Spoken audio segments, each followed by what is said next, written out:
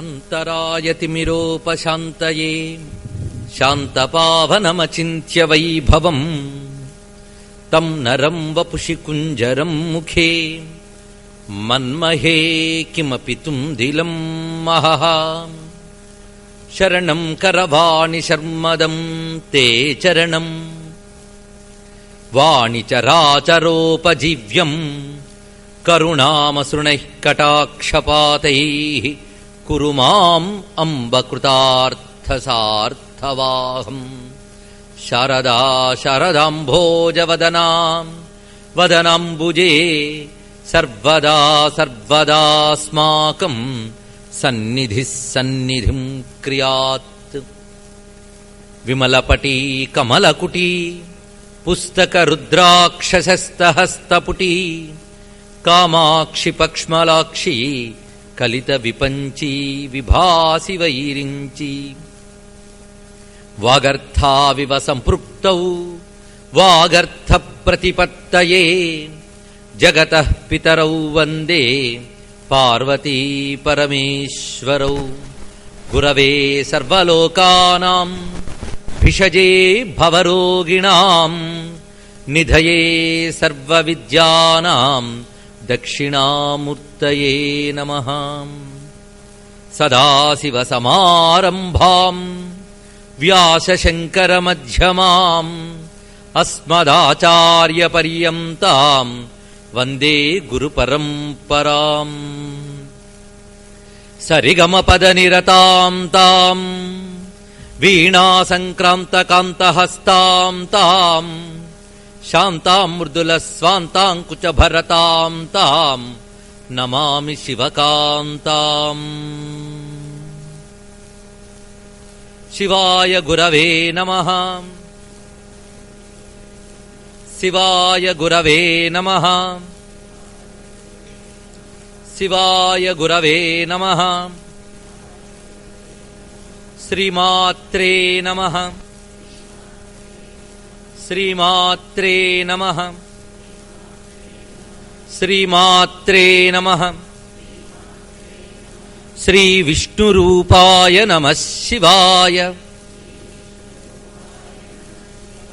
శ్రీ విష్ణురూపాయ నమః శివాయ. శ్రీ విష్ణురూపాయ నమః శివాయ. శ్రీరామ జయ రామ జయ జయ రామ. శ్రీరామ జయ రామ జయ జయ రామ. శ్రీరామ జయ రామ జయ జయ రామ. నమో మహద్భ్యో ఋషిభ్యో గురుభ్యో నమః. భగవన్మయమైన ఈ సభా సదస్సుకి సవనీయ నమస్సులు సమర్పణ చేసుకుంటూ ఈ 5వ రోజు ప్రవచనంలో చాలా విస్తారమైనటువంటి శీర్షికని ఇప్పుడు మీకు ప్రకటించారు. ఎందుకు ఏం చెప్తాను అనే సందేహం కలిగేటంత గొప్ప విస్తారత ఉందా శీర్షికలోనే. అయితే దాని భావం ఏంటంటే వాగ్గేయకారులు సంగీతం ద్వారా ఏ విధంగా ముక్తిని సంపాదించారు అనే విషయం. అందులో ప్రధానంగా త్యాగరాజస్వామి వారిపై ఫోకస్, అటువైపు ప్రాధాన్యం చేసి చెప్పాలి అని మనకు తెలుస్తున్నది. ఎందుకంటే త్యాగరాజస్వామి వారు మరియు వాగ్గేయకారులు అన్నారు ఇక్కడ. ఇప్పుడు మనకి భారతీయ సంగీతం అన్నప్పుడు అది కర్ణాటకం కావచ్చు, హిందుస్థానీ కావచ్చు. ప్రధానంగా మనం ఇప్పుడు కర్ణాటక సంప్రదాయానికి చెందినటువంటి సంగీతంతోనే ఎక్కువ పరిచయం ఉన్నవాళ్ళం, ఆ ప్రాంతాలకు చెందిన వాళ్ళం గనక వాగ్గేయకారులు అనగానే వారినే మనం స్వీకరిస్తూ ఉన్నాం. ఈ వాగ్గేయకారుల్లో తెలుగుకి సంబంధించి ప్రథమ వాగ్గేయకారుడు మనకి అన్నమాచార్యుల వారు. అయితే అంతకు ముందు లేవా అంటే అసలు పద్య సాహిత్యం కంటే ముందు పద సాహిత్యం ఉందిట. పదాలు అంటే సంగీతాత్మకమైనటువంటి సాహిత్య రచనలు అని అర్థం చేసుకుంటే చాలు. ఇవి మనకి అన్నమయ్యకు ముందు కూడా ఉన్నాయి, కానీ జానపదుల్లోనే అవి మిగిలిన్నాయి. ఎప్పుడైనా సరే ఒక పాండిత్య పుష్టి, శాస్త్ర పుష్టి కలిగి ఉన్నప్పుడే ఒక ప్రక్రియ సంపూర్ణమైన రూపం తీసుకుంటుంది. ఆ పాండిత్యము, శాస్త్రము లేకపోతే కేవలం జానపదుల పాటల్లాగా ఉన్నప్పుడు దానికి ఒక గొప్ప స్థానం రావడం కష్టమే. ఎందుకంటే జానపదుల సాహిత్యానికి ఒక అమాయకమైన భావన, గొప్పతనం ఉంటాయి, అందులో సందేహం లేదు. కానీ పాండిత్యము శాస్త్రము ఉన్నప్పుడు దానికి మరింత బలం వస్తాయి. అందుకే అన్నమయ్యకు ముందు పద సాహిత్యం ఉన్నప్పటికీ అన్నమయ్యతోనే అది ఎక్కువ గౌరవాన్ని పొందింది. అందుకే తెలుగువారమైన మనం అందరం కూడా అన్నమాచార్యని తలంచుకుంటే గర్వించాలి. తెలుగువారమైన మనం అందరం కూడా అన్నమాచార్య ఏమి సాధించారో తెలుసుకోలేకుండా బ్రతుకుతున్నందుకు దుఃఖించాలి. ఎందుకంటే పద్యకవిత్వానికి నన్నయ్య, పదకవిత్వానికి అన్నమయ్య, వీళ్ళిద్దరూ తెలుగు సాహిత్యంలో ఒక అపారమైన స్థానం.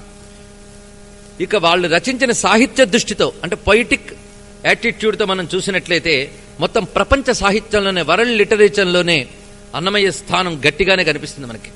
అపారమైన సాహిత్యాన్ని అందించాడు ఆయన. అన్నమయ్యకు ముందు వాగ్గేయకారులు అంటే మనం జయదేవుణ్ణి చెప్పుకుంటారు. గీత గోవిందం అదొక అత్యద్భుతమైన రచన. అందులోని ఉపాసనా మర్మములు, అలంకార శాస్త్రము, నాట్యశాస్త్ర విశేషాలు, కావ్యనాయిక లక్షణాలు, ఇలాంటి శాస్త్ర సమ్మతమైనటువంటి అద్భుతమైన విశేషాలతో పాటు ఉపాసనా రహస్యములు ఎన్నో ఉన్నాయి జయదేవుడి గీత గోవిందంలో. అదొక ప్రత్యేకమైన విషయం. రెండవది లీలాసుకుడు రచించిన శ్రీకృష్ణ కర్ణామృతం. ఈయనకి కవిగా ఎంత స్థానం ఇచ్చారో వాగ్గేయకారుడిగా అంత స్థానం ఇచ్చారు. నిజానికి ఆయన శ్లోకాల్లో కృష్ణుడి గురించి రచించారు. కానీ అసలు కృష్ణుడంటేనే సంగీతపు దేవుడు. ఆయనకు ప్రత్యేకంగా మ్యూజిక్కి సంబంధించిన భగవంతుడిగా చెప్పచ్చు. ఎందుకంటే భారతీయ సంస్కృతిలో గొప్పతనం అదే. మన దేవతలు సంగీత స్వరూపులు, రసస్వరూపులు, నాదస్వరూపులు అని కూడా ఉపాసన చేస్తాం మనం. ఇంత వైవిధ్యమైన అంటే వెర్సటాలిటీ, ఉపాసనలో ఇంత వెర్సటాలిటీ అనేటువంటిది ఒక్క హిందూ మతంలో కనిపిస్తుంది. మన దేవుళ్ళలో ప్రతాపమూర్తులు ఉన్నారు, సంగీతమూర్తులు ఉన్నారు. నిన్న మనం దక్షిణామూర్తిని చెప్పుకుంటామంటే వీణ పట్టుకు కూర్చున్నాడు.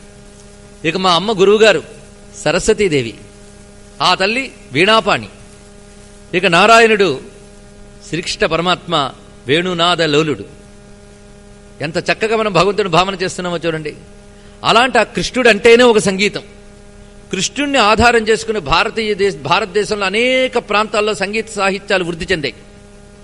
మీరు ఏ భాషలో చూసినా, హిందీలో చూసినా, గుజరాత్లో చూసినా, కన్నడలో చూసినా, తమిళనాడులో తమిళ భాషలో చూసినా, ఏ భాషలో చూసినా భారతదేశ సంగీత సాహిత్యాలకి రాముడు కృష్ణుడు చాలా ప్రధానమైన ఆధారం. ఎవడిది ఏ భాష కానియండి. మొన్న ఎవరో అన్నారు భారతదేశంలో పెద్ద డ్రాబ్యాక్ ఏంటంటే అంతా కలిసి ఒకే భాష లేదండి అని. అదే చాలా పెద్ద ప్లస్ పాయింట్, గుర్తుపెట్టుకోండి. ఏది మన దేశం యొక్క గొప్పతనమో తెలుసుకోవాలి.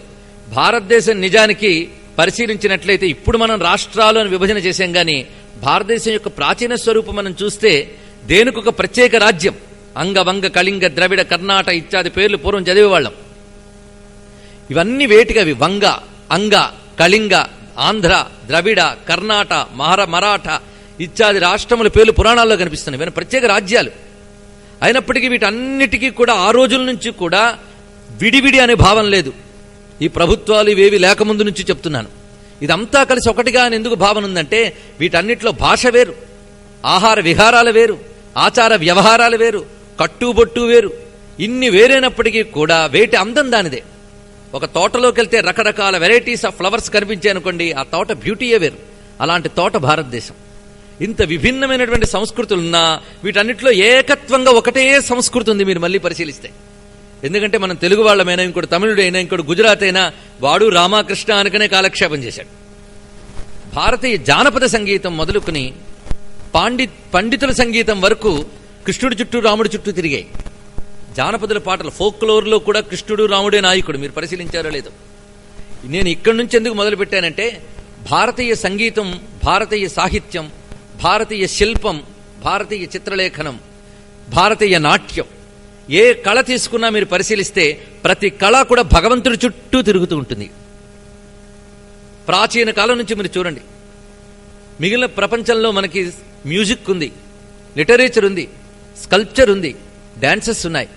కానీ అవన్నీ రకరకాల ఎమోషన్స్ని చెప్తున్నాయి, రకరకాల రసాలని చెప్తున్నాయి. మన సాహిత్యంలో కూడా రకరకాల ఎమోషన్స్ ఉన్నాయి, రకరకాల రసాలు ఉన్నాయి, రకరకాల సాహిత్యాలు ఉన్నాయి. అన్ని వీటన్నిటికీ మూలంగా ఉన్నది మాత్రం భగవంతుడు. భగవంతుడి చుట్టూ తిప్పారు. అదే భారతీయుల గొప్పతనం. అంటే ఏ కళకైనా, ఏ విద్యకైనా భగవంతుడే పరమగమ్యం అని నిర్దేశించిన గొప్ప జాతి భారత జాతి. అటువైపు తమ యొక్క ప్రతిభని తిప్పారు. ఈ కోణంలో మనం ఆలోచించాలి. అయితే మ్యూజిక్ ఇలాంటి కళల్ని భగవంతుని వైపు తిప్పడం వల్ల ఏమిటి ప్రయోజనం? ఏమి లోకంలో దేని గురించి అయినా చెప్పుకోవచ్చు కదా. అంటే లోకం వైపు తిప్పచ్చు, లోకేశ్వరుడి వైపు తిప్పచ్చు. ఎటు తిప్పినా అటు తిప్పిన సంగీతం ఏం చేస్తుందంటే నీకు మనస్సుకు ఒక ఆనందాన్ని కలిగిస్తూనే క్రమంగా ఆనందం ద్వారా పరమాత్మ వైపు తీసుకెళ్తుంది. మిగిలిన సంగీతాలు ఓన్లీ ఎంటర్టైన్మెంట్, భారతీయ సంగీతం ఎన్లైటన్మెంట్. ఈ రెండింటికి అంత తేడా ఉన్నదండి. అందుకు భారతీయ సంగీతం ఏంటంటే నాట్ మియర్ ఎంటర్టైన్మెంట్. అందుకే ప్రపంచంలో ఇతర కళలన్నీ వినోద విద్యలుగా ఉన్న కాలంలో భారతీయ సంగీతం యోగ విద్య, నాద విద్య, మోక్ష విద్య అయింది. ఎందువల్ల? నాట్యం గురించి చెప్పినా మన నాట్యాలు చూస్తే కూచిపూడి, యక్షగానం తీసుకోండి, అందులో భామా కలాపం. దానికి నాయకుడు ఎవడు? కృష్ణ పరమాత్మ. నాయకురాలు ఎవరు? సత్యభామ. మళ్ళీ అక్కడే తిరుగుతున్నాం మనం. అష్టవిధ నాయకులు ఉన్నారు మనకు. రమరసాలున్నాయి, భీభత్సరసం, భయానక రసం, ఇవన్నీ మన సాహిత్యంలో ఉన్న, నాట్యంలో ఉన్న, సంగీతంలో ఉన్నాయి. కానీ వీటన్నిటికి భగవంతుని పెట్టారు. దీనివల్ల ఏం జరుగుతుందో తెలుసా? మామూలు లౌకికమైన రసాలు వింటూ ఉంటే ఇంద్రియాలు ఆనందిస్తాయి, ఇంద్రియాల్ని అంటిపెట్టుకున్న మనస్సు ఆనందిస్తుందిట. చూడండి, ఇక్కడ కేవలం సెన్సెస్తో అటాచ్మెంట్ పెట్టుకున్న మైండ్, ఈ రెండూ ఆనందిస్తాయి.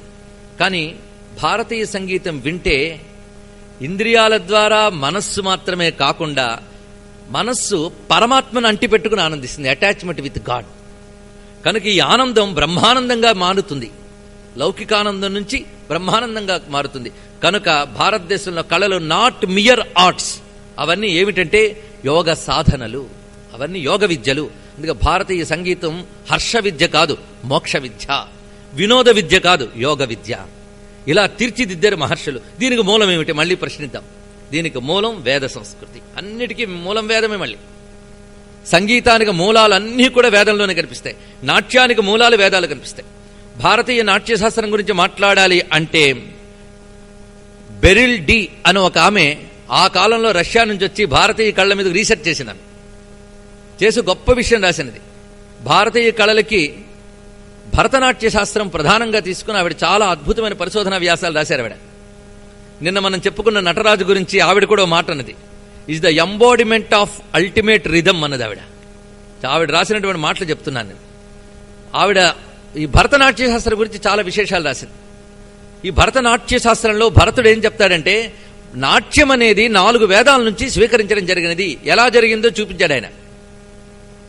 ఈ మధ్యకాలంలో మనకు భరతనాట్యంలో చాలా ప్రవీణురాలైనటువంటి, ప్రపంచ ప్రసిద్ధి చెందినటువంటి డాక్టర్ పద్మా సుబ్రహ్మణ్యం అనే ఆవిడ విశేషించి 4 వేదాల నుంచి నాట్యం ఎలా వచ్చిందో ఆవిడ రీసెర్చ్ చేసి చూపించారండి.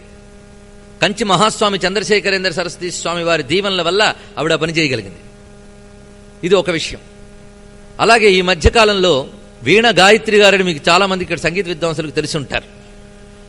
ఆవిడ ఈ శివానందమూర్తి గారిని, సద్గురు శివానందమూర్తి గారి ఆశీస్సులతో ఆవిడ వీణకి, యోగానికి, యోగ శాస్త్రానికి, కుండలిని విద్యకున్న అనుబంధం మీద ఆవిడ రీసెర్చ్ చేశారు. నేను చెప్పదలుచుకున్నది ఏమిటి అంటే భారతీయ సంగీతం మోక్షానికి మనకొచ్చే విద్య. భారతీయ సాహిత్యం, సంగీతం రెండూ అలాగే వెళ్ళాయి. అయితే ఇతర సాహిత్యాలు, ఇతర సంగీతాలు రాలేదా అని మీరు అనుకోవచ్చు. వచ్చే ఏమో మనకు తెలియదు, కానీ కాలంలో నిలబడలేదు అవేవి. కాలంలో నిలబడ్డవి మాత్రం ఇవే మనకి. మీరు పరిశీలించినట్లయితే పోతన గారు ఏం రాశారండి? శ్రీ కైవల్య పదంబు చేరుటకునై చింతించెదన్ లోక రక్షైకారంభకు భక్త పాలన కళా సంరంభకున్ దానవోద్రేక స్తంభకు కేళి లోల వెలస దృగ్జాల సంభూత నానా కంజాత భవాండ కుంభకు మహానందాంగనా డింభకున్ శ్రీ కైవల్య పదంబు చేరుటకుని చింతించెదన్. ఎందుకయ్యా భాగవతం రాస్తున్నామంటే అందుకుట, శ్రీ కైవల్య పదంబు చేరుటకుని చింతించెదన్. పోతన గారి కవిత్వం అందుకోసం. శ్రీనాథ మహాకవి మొదలైన వాళ్ళు నవరసాలు అద్భుతంగా గుప్పించినా వాళ్ల కథల్లో, వాళ్ల చరిత్రలో ఉన్నది కూడా శివుడు, రాముడు, కృష్ణుడి వాళ్ళు కూడా. కనుక ప్రాచీన సాహిత్యం అంతా అలాగే వెళ్ళింది. అంటే భగవంతుడి చుట్టూ తిప్పడం వల్ల ఏమవుతుందంటే ఆ ఆర్ట్స్ ఎప్పుడూ కూడా ఆ కళని ఆస్వాదించే వాళ్ళని ప్రొవోక్ చెయ్యవు, ప్రమోట్ చేస్తాయి. ప్రొవోకింగ్ కాదు, ఇంద్రియాలను ప్రొవోక్ చేసేటువంటి ఆర్ట్స్ కాదండి. అందుకే ఒక డ్యాన్స్ చేస్తూ ఉంటే వాడు ఎలా డ్యాన్స్ చేసినా పర్వాలేదు. మనం ఇప్పుడు ఇతర నాట్యాల్లో చూస్తుంటే తాగి కూడా నాట్యం చేయొచ్చు, తాగి పాడొచ్చు కూడా. కానీ భారతీయ సంగీతానికి మాత్రం అలా కాదు. దానికి ఒక పవిత్రత ఉంది. అందుకే భారతీయ సంగీతం వింటే అందులో మ్యూజికల్ టాలెంట్, అందులో ఉన్నటువంటి గొప్పతనం, కంపోజిషన్లో ఉన్నటువంటి గొప్పతనం చెప్పేవాళ్ళు నాకంటే చాలా మంది ఉన్నారు. నిజానికి నేను సంగీతం రాదు, అందుకు నేను సంగీతం గురించి ఆ రాగం చెప్పలేదు, ఈ రాగం చెప్పలేదని సంగీత విద్వాంసులు దయచేసి అనుకోవచ్చు. నేను వాళ్ళు ఇచ్చిన సాహిత్యం పట్టుకు చెప్తున్నాను. అందుకే వాగ్గేయకారులు నేను పట్టుకున్నది. వాళ్ళు కంపోజిటర్స్గా ఏం చేశారనేది నేను చెప్పట్లేదు. వాగ్గేయకారులు వాళ్ళు. వాగ్గేయకారులు అంటే సాహిత్య సంగీతం కలిపి సృజన చేస్తే వాళ్ళని వాగ్గేయకారులు అంటారు. అందుకు వాళ్ళు రచించిన కీర్తనలు, పదాలు, కృతులు ఆధారం చేసుకుని సంగీతం సాహిత్యం పట్ల వాళ్ళ దృష్టి ఏమిటి, వాళ్ళు ఏ విధంగా తరించారు అనేది చెప్పడానికి ఇప్పుడు మనం కూర్చున్నాం. దీనితో మొత్తంగా భారతీయ సంగీతం యొక్క లక్షణం మీకు చూపించాం. అందుకు ఇక్కడున్నటువంటి యువతరం కూడా తెలుసుకోవాలంటే భారతీయ సంగీతం ఇట్స్ ఎ డివైన్, అది డివైన్ మ్యూజిక్. అందువల్లనే దాని ద్వారా తరించిపోయే వాళ్ళు ఉన్నారు. అయితే కొంతమంది ఆ సంగీతం పట్టుకుని మంచి పేరు పొందిన వాళ్ళు, ప్రతిష్ట పొందిన వాళ్ళు, వ్యసనపరులైన వాళ్ళు కూడా ఉన్నారు. ఇప్పుడు లేరని కాదు నేను అనేది. మరి వాళ్ళందరూ మోక్షం పొందలేదా అంటే దానికి ఏం చేస్తామండి? మోక్షం పొందగలిగే గొప్ప విద్య వచ్చి కూడా దాన్ని దుర్వినియోగం చేసుకుంటున్నారంటే అది వారి దౌర్భాగ్యం అనుకోవడమే తప్ప మనం ఏం చేస్తాం? సాహిత్యము, సంగీతము, నాట్యము అవి ఊరికినే రావు, అవి భగవద్ అనుగ్రహం ఉంటేనే వస్తాయి. అందుకే త్యాగరాజ స్వామి వారు అంటారు, సీతావర సంగీత జ్ఞానము ధాత వ్రాయవలెరా అన్నారు ఆయన. ఎంత జగ్గా చెప్పారండి. ధాత వ్రాయవలెరా, బ్రహ్మదేవుడు రాయాలి నుదుటి మీద అండి, లేకపోతే రావు ఊరికినే. ఆ వచ్చిన దాన్ని సద్వినియోగం చేసుకున్నవాడు ముక్తిని పొందుతాడు. అది కూడా త్యాగరాజ స్వామి వారు చెప్పారు. త్యాగరాజే ఎందుకు గుర్తొచ్చారు మన సంగీతంలో ఇంతమంది ఉంటూ ఉంటే అని మీ అందరికీ అనిపించవచ్చు. ఎందుకు గుర్తొచ్చారో నేను చెప్పిన తర్వాత మీకే తెలుస్తుంది. సంగీతం మీద కృతులు రచించినటువంటి వాగ్గేయకారుడు త్యాగరాజు మాత్రమే. ఆయన సాహిత్యాలు కేవలం పాడుకోవడానికి, రాగాలతో సంగీతం యొక్క స్వరకల్పనని చెప్పడానికి మాత్రమే కాకుండా సంగీత శాస్త్ర లక్షణాలు, సంగీత శాస్త్ర లక్ష్యము రెండు కూడా చెప్పాయి. అందుకు త్యాగరాజుని మనం ప్రధానం తీసుకుంటున్నాం. కానీ వాగ్గేయకారులందరినీ మనం స్మరించుకుంటున్నాం.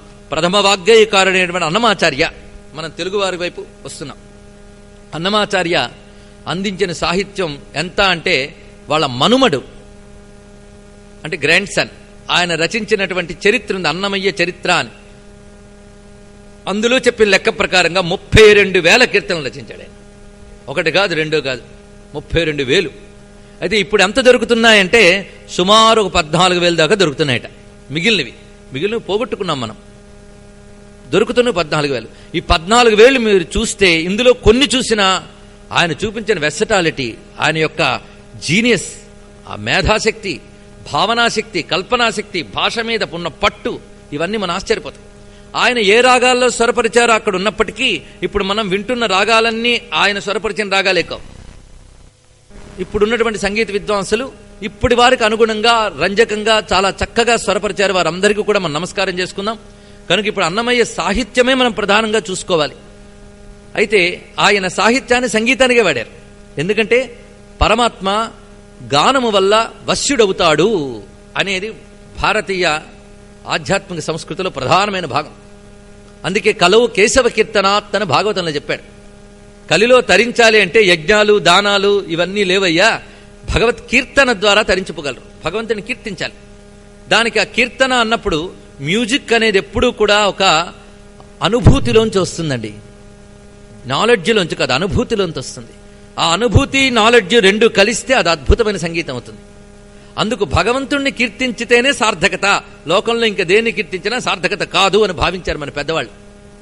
అందుకే నువ్వు ఎంత అద్భుతమైన క్రియేషన్ చేయి, అద్భుతమైన ఇమాజినేషన్ చేయి, ఏది చేసినా భగవంతుడి చుట్టూ తిప్పు. దానికి మొట్టమొదటి ఎగ్జాంపుల్ మనకు అన్నమాచార్య. ఆయన 32,000 కీర్తనలు ఒక్క స్వామి మీద రాశాడండి, ఒకే దేవుడి చుట్టూ రాశాడు. ఎవడి వల్ల సాధ్యమవుతుందండి ఇది? ఎవరి చుట్టూ తిప్పాడండి? వెంకటేశ్వర స్వామి. ఆయన పేరు అంటే తరించిపోతామని మీ చేత అనిపిస్తున్నాను అంతే. ఆ ఒక్క భగవానుడు చుట్టూ తిప్పాడు.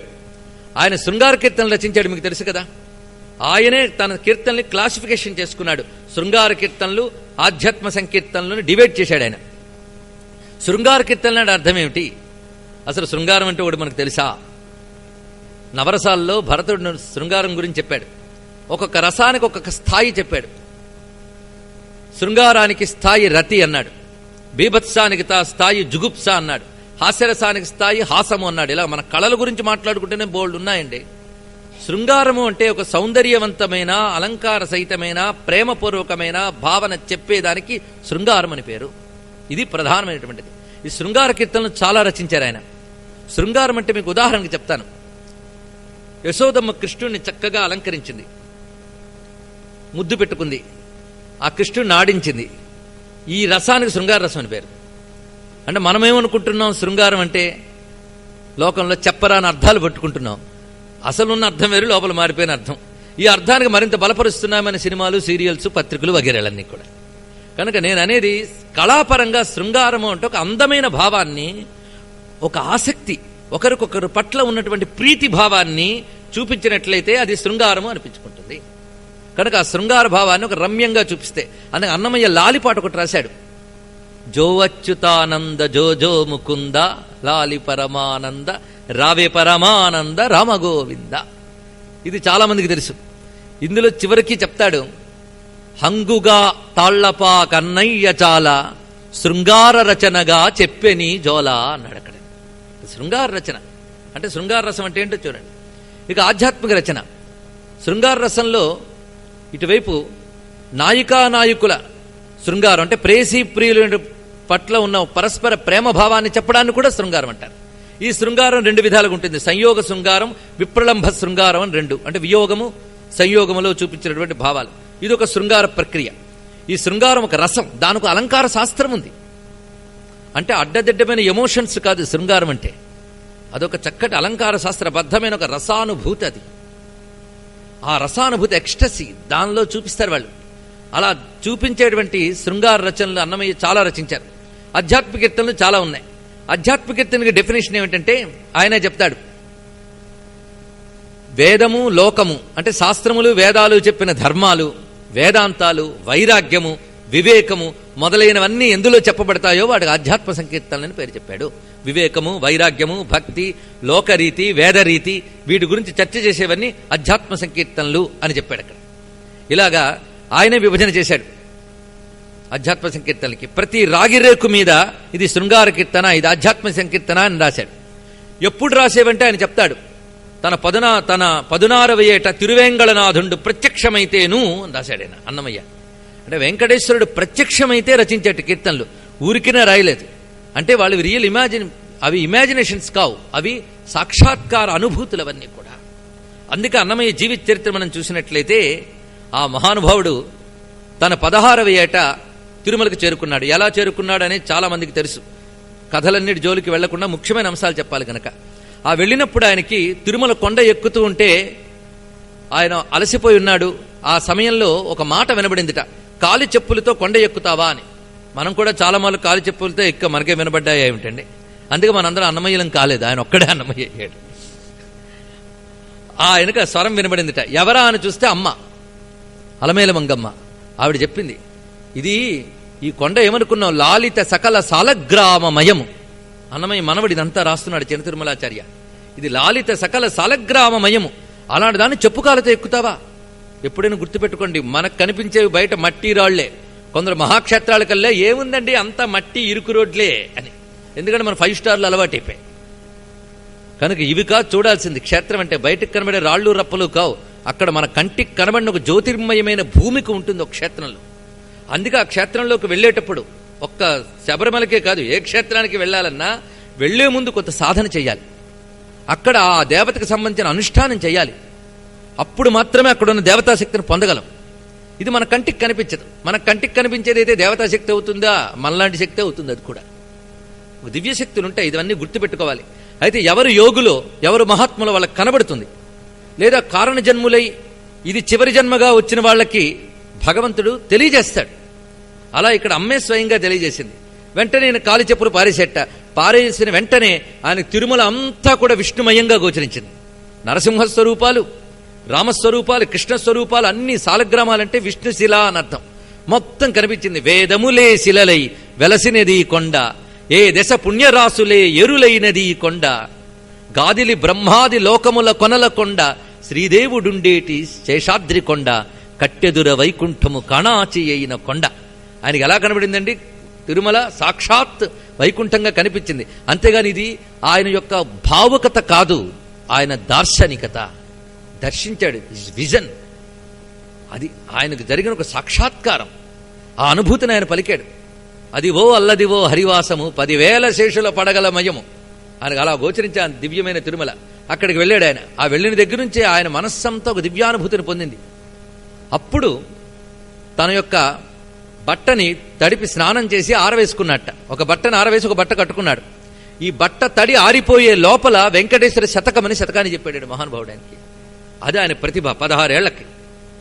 ఆ తర్వాత మంగాంబికా శతకం.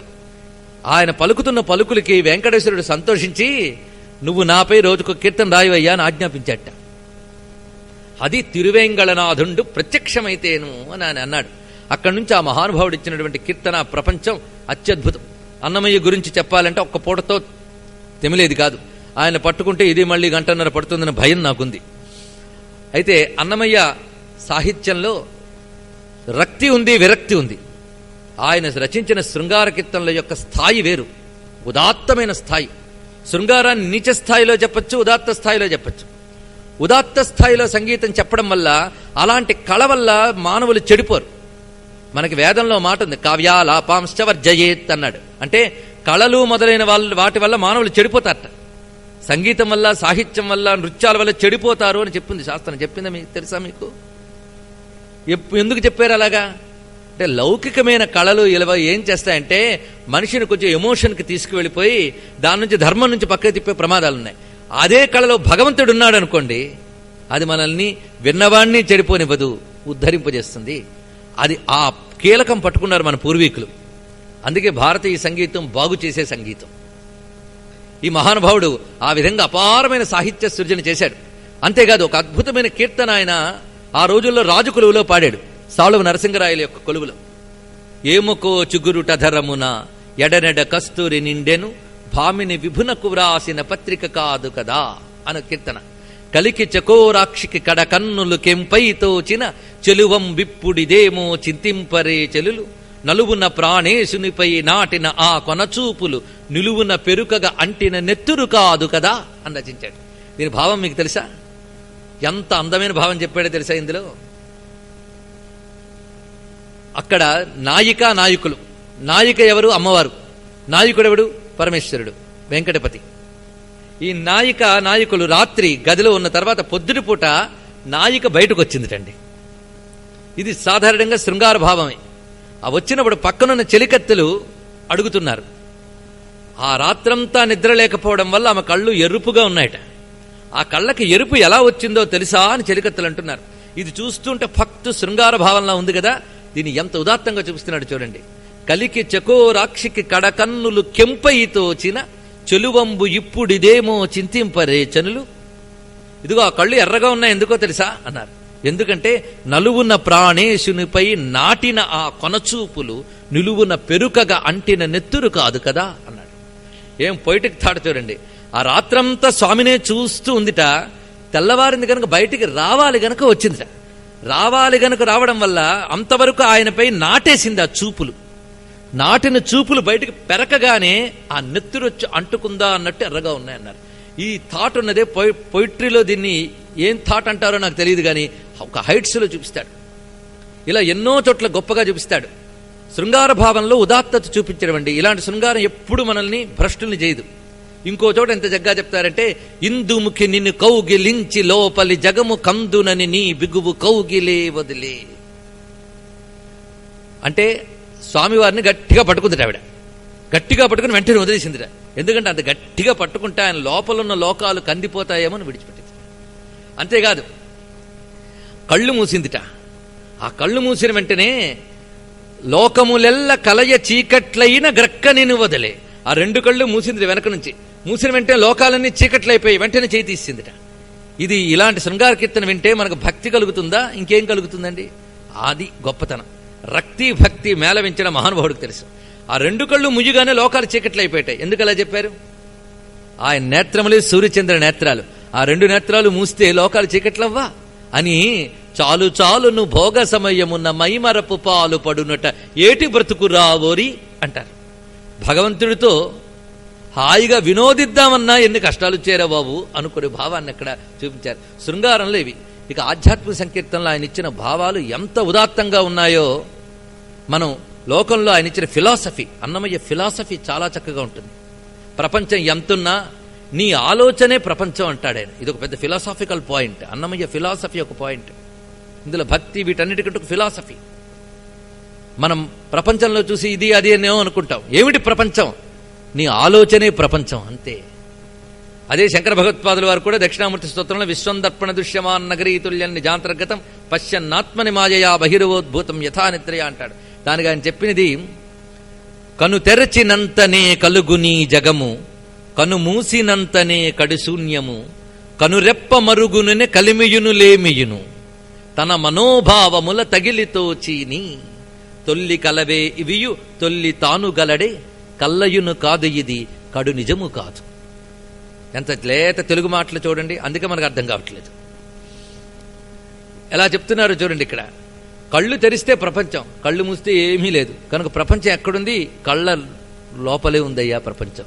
తన మనోభావముల తగిలితోచీని. ఎంత అద్భుతమైన ఫిలాసఫీ చెప్పాడు. అంటే చివరికి ఆత్మతత్వం వైపే తీసుకెళ్తున్నాడు ఆ మహానుభావుడు.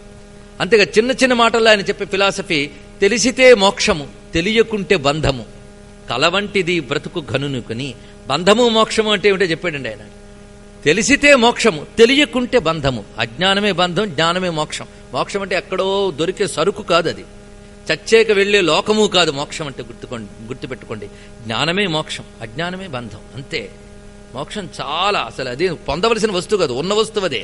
నేను చెప్పానుగా, గాడిది కట్టడం లాంటిదే. అది విప్పే ఉంది, కట్టేసింది అనుకుంటున్నా, అంతే. అలాగా ఆయన చిన్న చిన్న మాటల్లో చెప్పినవి ఎన్నో ఎన్నో ఉన్నాయిలేండి అద్భుతాలు. ఇక సామెతతో చెప్తాడు, అప్పులేని సంసారమైన పాటే చాలు. చూడండి, చిన్న చిన్న సామెతలతో, అప్పులేని సంసారమైన పాటే చాలు, తప్పులేని జీతమొక్క తారమైన చాలు. ఆ సామెతలు, అప్పులేని సంసారం అయిన పాటే చాలు. చిన్న చిన్న సామెతలువి ఆయన తయారు చేశాడు.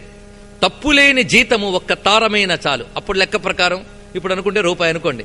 తప్పులేని జీతం అంటే పాపం లేకుండా, అధర్మం లేకుండా సంపాదించిన ఒక్క రూపాయి అయినా చాలు. ఆ మాట చెప్పడం. ఇలా చెప్తూ ఇంకో మాట చెప్తాడు, ముట్టులేని కూడు ఒక్క ముద్దడైన చాలు. ఈ రోజుల్లో ఈ మాటలంటే చాలా మంది కోపాలు వస్తాయి. అంటే అశుచిగా తినే తిండి కంటే శుచిగా తినే తిండి ఒక్క ముద్దడైన చాలు. తిట్టులేని బ్రతుకు ఒక్క దినమైన చాలు. ఎంత చక్కగా చెప్పాడండి. తిట్టులేని బ్రతుకు. తిట్టులేని బ్రతుకు అంటే ఒకటి తేడా తిట్లు తినకుండా బ్రతకడం, మనం ఇంకోటి తిట్టకుండా బ్రతకడం, రెండు అలాంటి బ్రతుకు కావాలండి. తిట్టులేని బ్రతుకు అంటే మనం ఇంకోటి నిందించరాదు, ఇంకోటి చేతి నిందపడకుండా చక్కగా బ్రతకడం. ఎంత చక్కగా చెప్పాడు. ఇంతవరకు చెప్పడం వదిలేద్దాం. ఇవన్నీ సామెతలు, లోకరీతులు. ఇన్ని లోకరీతులు చెప్పినా మళ్ళీ లోకేశ్వరుడి దగ్గర తీసుకెళ్లాలి కదా. రంపపు కోరిక కంటే రతి వెంకటపతి పంపున ఆతని కొలిచే భవమైన చాలు అన్నాడు. రంపపు కోరిక కంటే, ఏమి మాట చెప్పాడండి. పదాలు ఎంత చక్కగా వేస్తారు. ఇది కవిత్వం. మనం భాషకు ఎంత దూరంగా బతుకుతున్నామంటే భాషలో ఉన్న శక్తి ట్రాన్స్లేట్ చేస్తే తెలియదు. We have to live with that language. ఆ భాషతో బ్రతకాలి. ఆ భాషలో పలుకుబడిలో ఉన్న అందం తెలియాలి. ఇక్కడ తెలుగు బాగా తెలిసిన మీరు కూడా తెలుగు పదాల్లో ఉన్న సౌందర్యాన్ని ఎంత ఆస్వాదించగలరో అంటే ప్రశ్నార్థకమే. మీరు అంటే మా ఆంధ్రదేశంలో ఉన్న తెలుగు వాళ్ళు కూడా. ఎందుకంటే ఆ తెలుగు పలుకుబడిలో ఉన్న సొగసు వేరండి. ఎందుకంటే ఏదో ఆటవిక అనాగరిక భాషలో పుడితే ఆ భాష పోయినా బాధపడక్కర్లే. కొన్ని నాగరికమైన భాష, సంస్కృతిని నేర్పిన భాష, శాస్త్రాలు పుట్టిన భాష, అలాంటి భాషలో పుట్టి కూడా దాన్ని తెలుసుకోలేకపోతున్నామంటే ఇంకేంటి చెప్పండి. ఎందుకంటే అన్నిటికీ ప్రయోజనం కేవలం సంపాదనే అనుకుంటూ మనం అన్నిటినీ విడిచిపెట్టాం. డబ్బు కంటే విలువైనవి చాలా ఉన్నాయి, వాటిని సంపాదించడానికి ప్రయత్నించండి. అవి చెప్పడానికే 7 రోజులు కేటాయించుకున్నాం. అలాంటి దివ్యమైన మాటలు చూడండి. రంపపు కోరిక కంటే, కోరికని గొడ్డలి కోరిక అనొచ్చు, రంపపు కోరిక అన్నాడు. ఎంత గొప్ప మాట. గొడ్డలంటే ఏం బాధలేదు, ఒక్క దెబ్బతో పోయింది. రంపపు కోరిక, రంపం అంటే తెలుసా? నాకు ఇంగ్లీష్లో తెలియదు దీనికి ఏమంటారు. ఆ రంపంతో కోస్తూ ఉంటే అది ఒక్కంతడే తెగదు, బాధ. అలాగే మనస్సుని కోసేదేంటి అంటే కోరిక. గుర్తుపెట్టుకోండి. రంపపు కోరిక కంటే రతి వెంకటపతి, అది దానికంటే కావలసిందంటే వెంకటపతిపై ఆసక్తి. ఈ కోరికల కంటే అది శాంతినిస్తుంది. అది చెప్పాడు మహానుభావుడు. ఇలాగ ఒకటి కాదులేండి, ఆయన సాహిత్యం బట్టి కూడా పెద్ద సముద్రం. ఆ మహానుభావుడు ఇచ్చిన అపారమైన సాహిత్యంలో ప్రతి మాట ఒక అందమే. అనేక చిన్న చిన్న ఉపమానాలు, అందులో చలోక్తులు.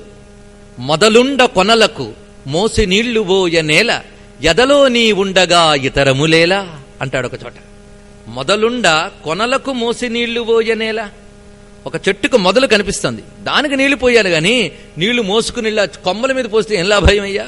అలాగే ఎదలో నీ ఉండగా ఇతరములేలా, మనస్సులో ఉన్న నిన్ను పట్టుకోకుండా ఏవో బయట తిరగడం ఏంటయ్యా అంటాడు. ఇలాగా ఆయన చిన్న చిన్న ఉపమానాలతో చెప్పినది. భారమైన వేపమాను పాలు పోసి పెంచినను తీరని చేదే కాని తీయనుండినా అన్నాడు. ఇక్కడ ఒకడు వేప చెట్టు దగ్గరికి వెళ్ళి పాలు పోస్తున్నట్ట. ఎందుకంటే తీయటి కాయలు వస్తాయేమో. ఎక్కడొస్తాయండి, ఏం పోసినా అలాగే వస్తాయి. ఆ ఉపమానాలు చెప్పడంలో సొగసు, పొయిట్రీ, అది అన్నమయ్య సాహిత్యం. భారమైన వేపమాను పాలు పోసి పెంచినాను తీరని చేదే గాని తీయనుండేనా. అంతేకాదు, పాయ తీసి కుక్కతోక బద్దలు పెట్టి బిగిసి ఛాయకెంత కట్టినాను చక్కనుండేనా. కుక్కతోక వంకరాని సామెత, గాని దాన్ని కళ్ళకు కట్టేలా చూపిస్తున్నాడు. పాయ తీసి, ఎవడ కుక్కతోక దగ్గరికి వెళ్ళి దానికి చక్కగా దువ్వెన పట్టుకెళ్ళి పాయలు తీసేట. పాయ తీసి కుక్కతోక బద్దలు పెట్టి, ఒకదైన కర్ర బద్దలు అటు ఇటు పెట్టి బిగిసి ఛాయకెంత కట్టినాను చక్కనుండేనా. కాయపు వికారమిది కలకాలము చెప్పినా పోయిన పోకలే కాక బుద్ధి వినీనా అన్నాడండి.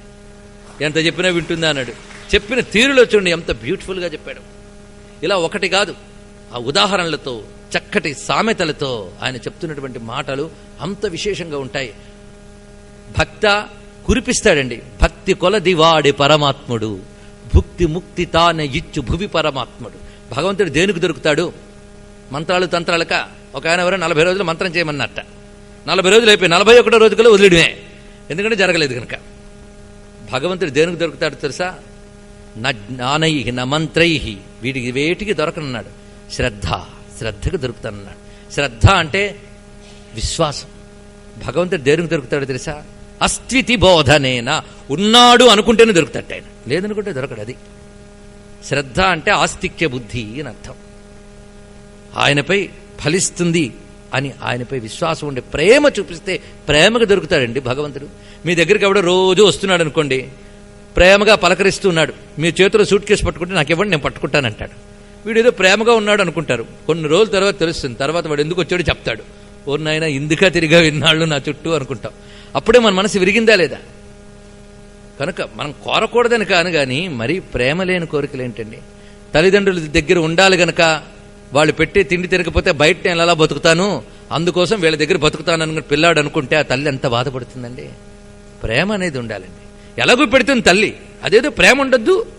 కనుక ప్రేమకు దొరుకుతాడు భగవంతుడు.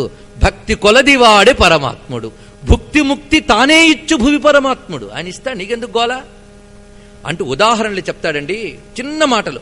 పట్టిన వారి చేబిడ్డ పరమాత్ముడు, బట్టబయటి ధనము పరమాత్ముడు, పట్టపగటి వెలుగు పరమాత్ముడు, ఎట్ట ఎదుట ఉన్నాడిదే పరమాత్ముడు.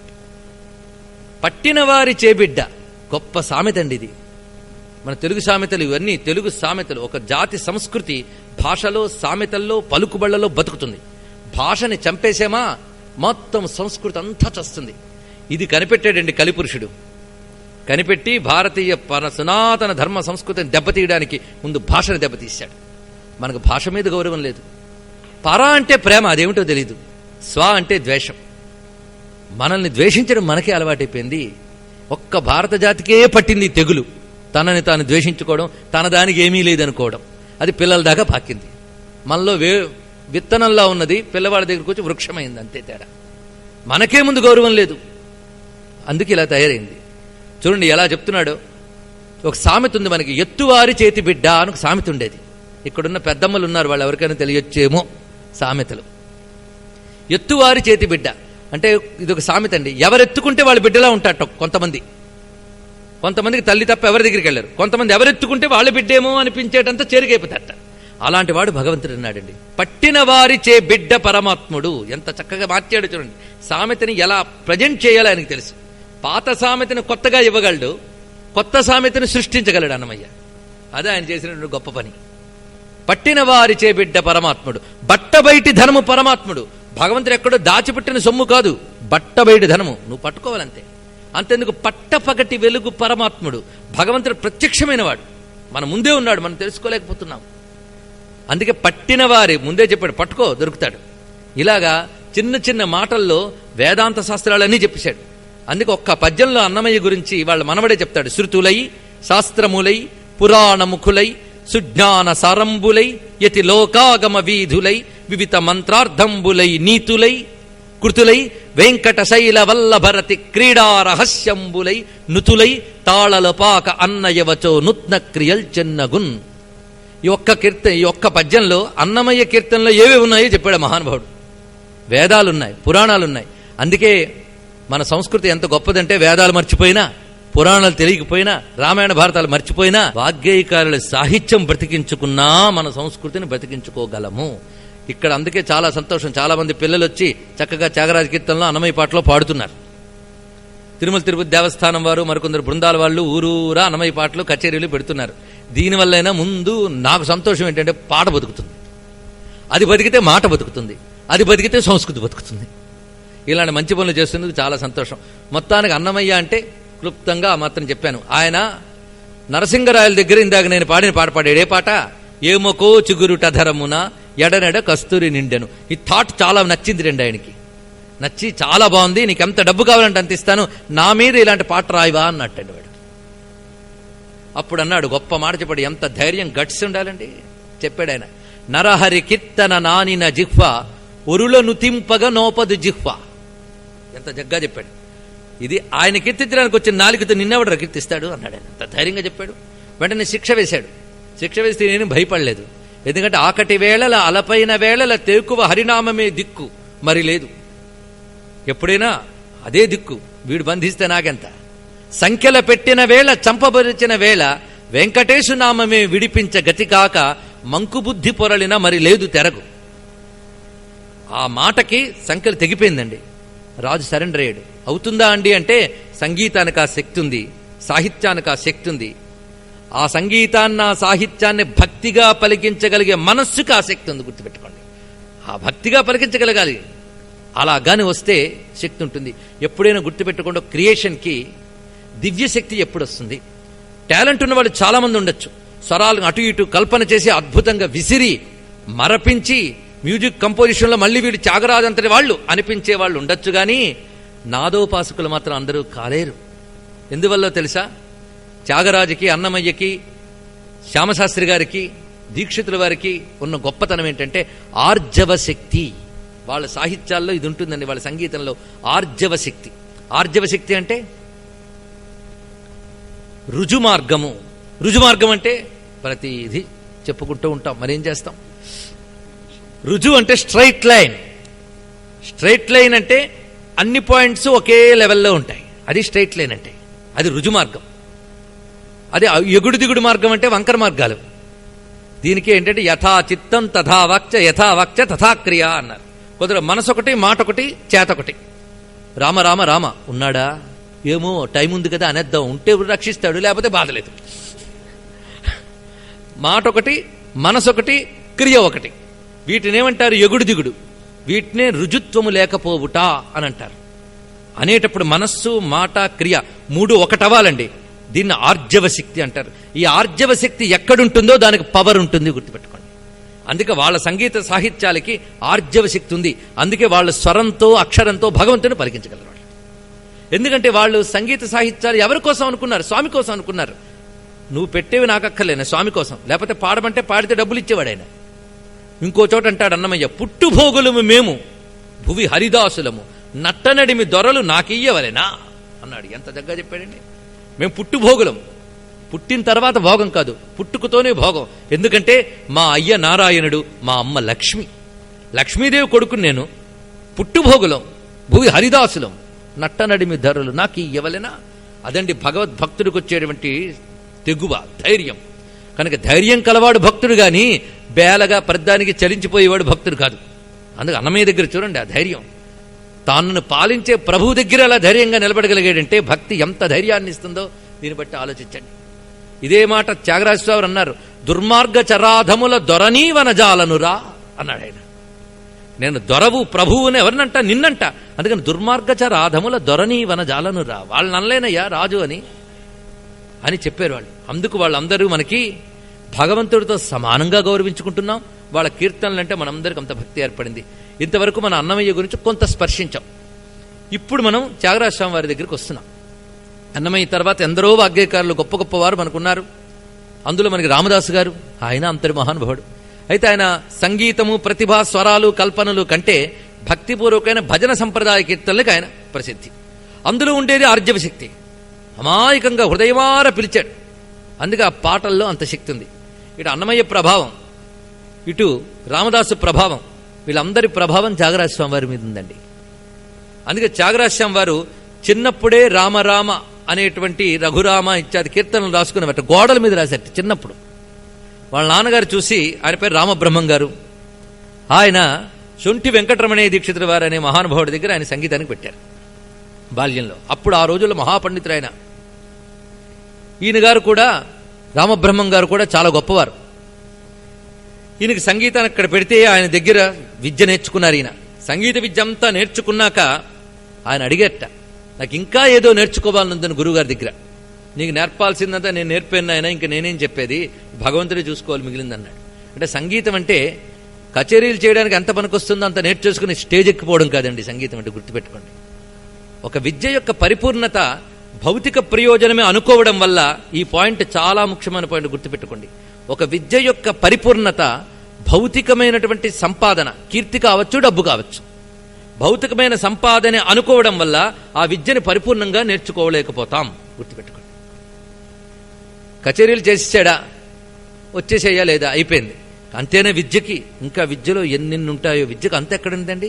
సంపూర్ణంగా నేర్చుకోవాలనే తపన అది ఎవరికి ఉంటుంది, దానికోసం ఎవరు పుట్టారో వాళ్ళకుంటుంది. త్యాగరాజస్వామి వారు పుట్టారు అందుకోసం.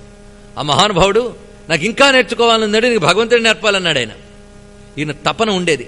ఆ తపనతో ఈయన ఉన్నప్పుడు భగవంతుడు తప్పించేవాడి కోసం గురువును పంపిస్తాడు, గుర్తుపెట్టుకోండి. అప్పుడు శ్రీ రామకృష్ణ యతీంద్రుడు అనే మహాత్ముడు ఈయనకు మంత్రోపదేశం చేశాడు. ఎప్పుడైనా విద్య ఉపాసన వల్ల రాణిస్తుంది, గుర్తుపెట్టుకోండి. భగవద్ ఉపాసన వల్ల విద్య రాణిస్తుంది. మనం చెప్పుకుంటున్న వాగ్గేయకారులందరూ మహా ఉపాసకులు. ఉపాసకుల్లో భగవచ్ఛక్తి ఉంటుంది. అందుకు వాళ్ళు మాట్లాడిన మాట మంత్రమవుతుంది, వాళ్ళు పాడిన పాట వేదమవుతుంది. అలాంటి మహాత్ములు వాళ్ళు ఉపాసనా బలం చేతనే ఇంత గొప్పవారయ్యారు. అన్నమయ్య నరసింహమంత్ర ఉపాసన సిద్ధి పొందినవాడు ఆయన. ఆయన షఠగోపేతేంద్రుల వారు తిరుమలలో ఇచ్చారు ఆ మంత్రాన్ని. 32 అక్షరాల మహామంత్రం నారసింహ మంత్రం. ఆ నారసింహ మంత్రోపాసన చేసేడు గనుకనే ఆ మహానుభావుడు నరసింహానుభూతిని చాలా చక్కగా రాస్తాడు.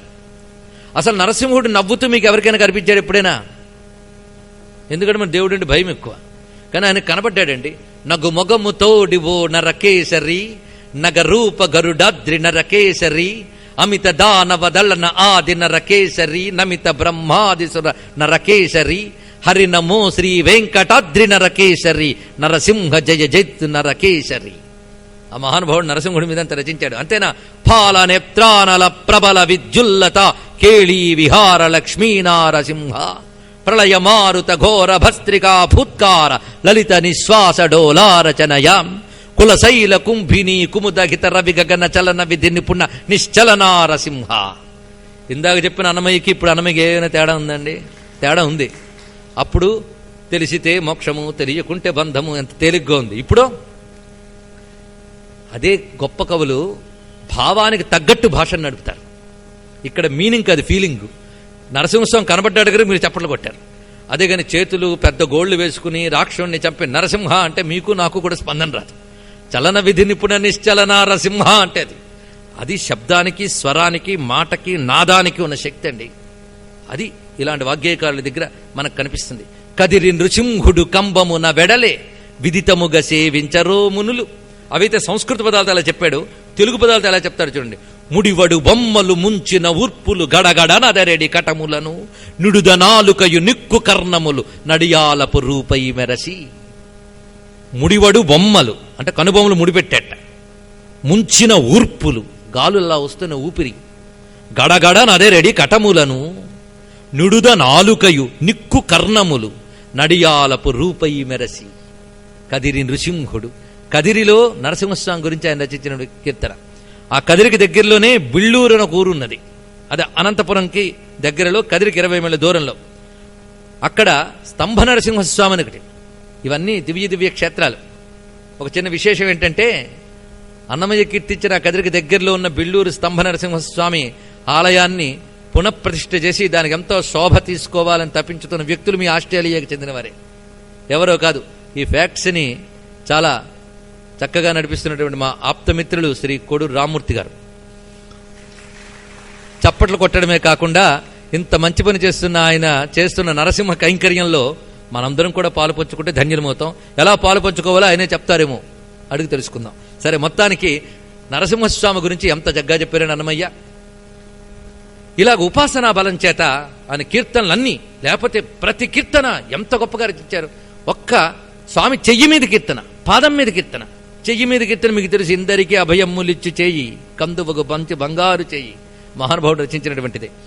ఇలాగా ఆయన ఇచ్చినటువంటి ఆ కీర్తన ప్రపంచం అలా ఉంటే ఈయన ప్రభావం వీరి మీద పడింది.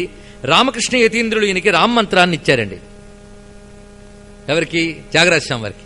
నారదోపాస్తి మంత్రం అంటారు దాన్ని. అదే మంత్రమో మనకు తెలియదు. ఈ రోజుల్లో మంత్రాలను బయట పెట్టేసి ఎవడు పెడితే వాడికి ఎలా పెడితే అలా చేసుకో అనేటువంటి సాహసులు ఆ రోజుల్లో లేరు. ఆయనకు తారక మంత్రాన్ని ఉపదేశం చేశాడు ఆయన. ఈ తారక మంత్రాన్ని ఆయన సిద్ధి పొందాలని తపన పడ్డట. 1,26,000 జపించాడండి. మంత్రం సిద్ధించాలంటే ఆ పట్టు ఉండాలి.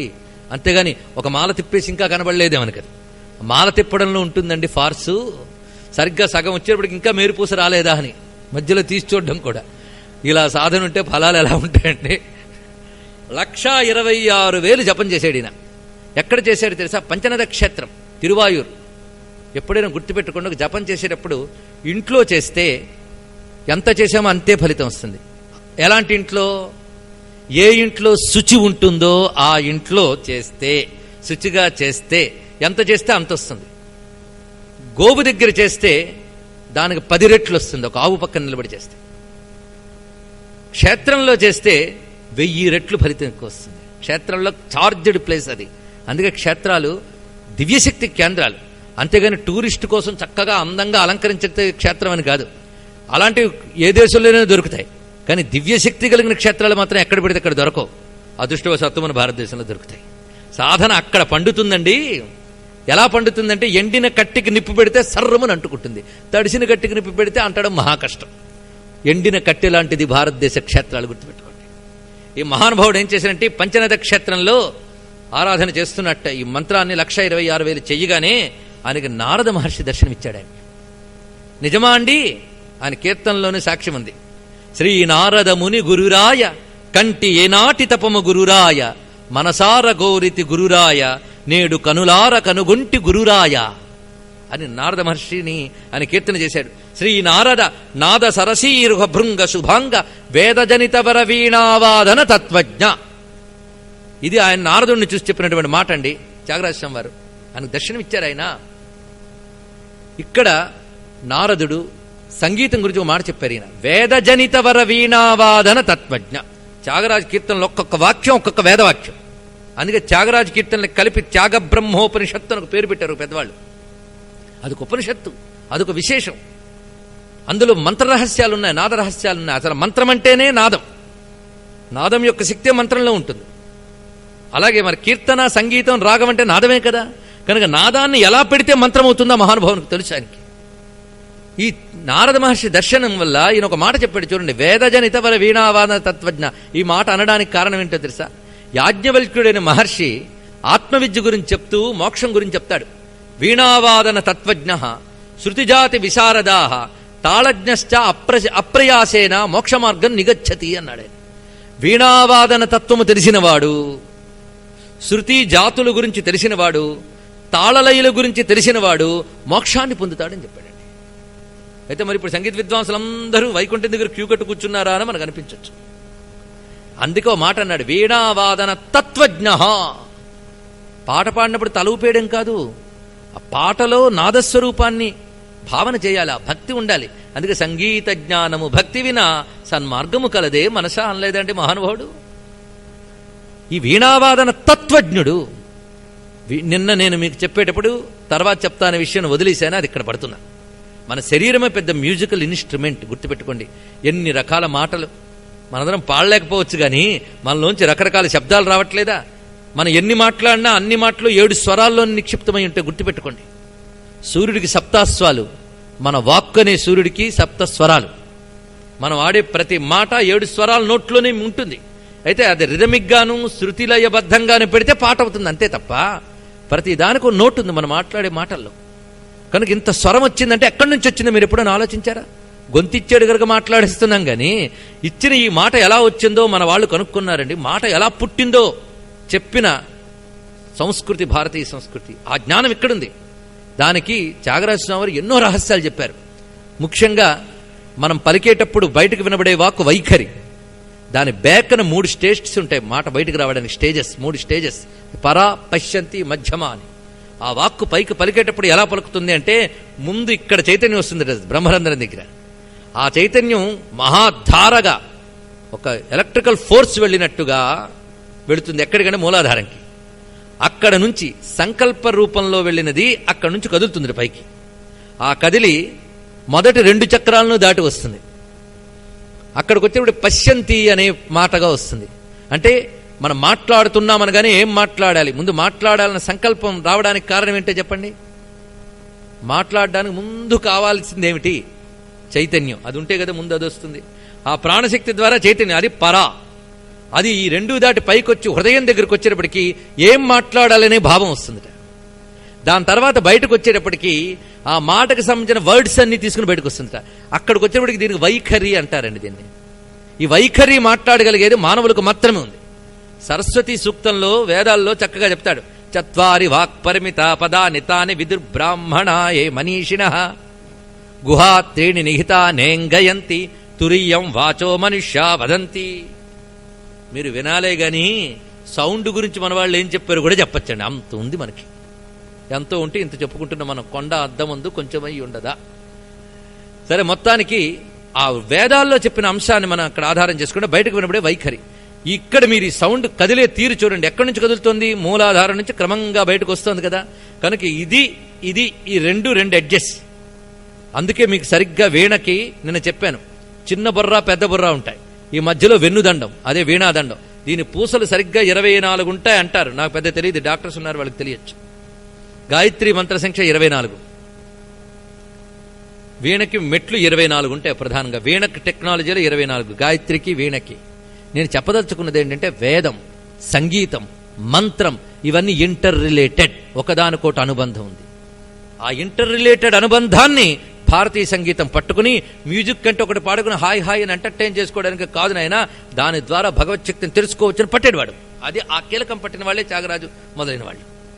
అలాంటి ఆ వీణావాదన తత్వజ్ఞుడైనటువంటి వాడు మోక్షాన్ని పొందగలడు అని చెప్పడంలో విశేషం ఏంటంటే, ఈ పలికేటువంటి బయట వినబడే నాదానికి మూలమైన నాదం ఎక్కడుందో గమనించి ఆ నాదానికి మూలమైన పరమాత్మని గమనించడానికి ఈ సంగీతం పనికి రావాలి. అందుకే మీకు తెలీదు, గాయత్రి గారు రీసెర్చ్ చేస్తూ మాట అన్నారు, వీణ వాయించేటప్పుడు మా శ్వాస చలనాన్ని గమనిస్తే ఈ వీణ మూమెంట్కి మా శ్వాస మూమెంట్కి ఉన్న రిలేషన్ తెలుస్తుంది అన్నాడు.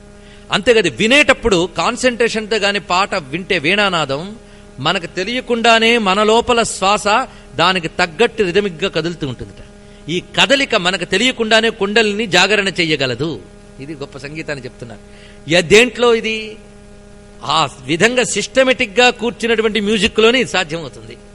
అదే వీణావాదన తత్వజ్ఞులు. అలా తెలిసిన వాళ్ళు నారదుడు. అంటే సంగీతం అందుకే సామాన్యమైన విద్య కాదు. ఈ సంగీతం పట్టుకునే ముందు ఇది ఎవరి వల్ల వచ్చిందో తెలుసుకోమన్నాడు. అందుకే సంగీత జ్ఞానము భక్తి వినాసన్ మార్గము కలదే మనస భృంగి నటేశ సమీరజ ఘటజ మతంగ నారదాదులు ఉపాసించే సంగీత జ్ఞానము. ఇది సామాన్యమా? భృంగి అంటే ఎవరు?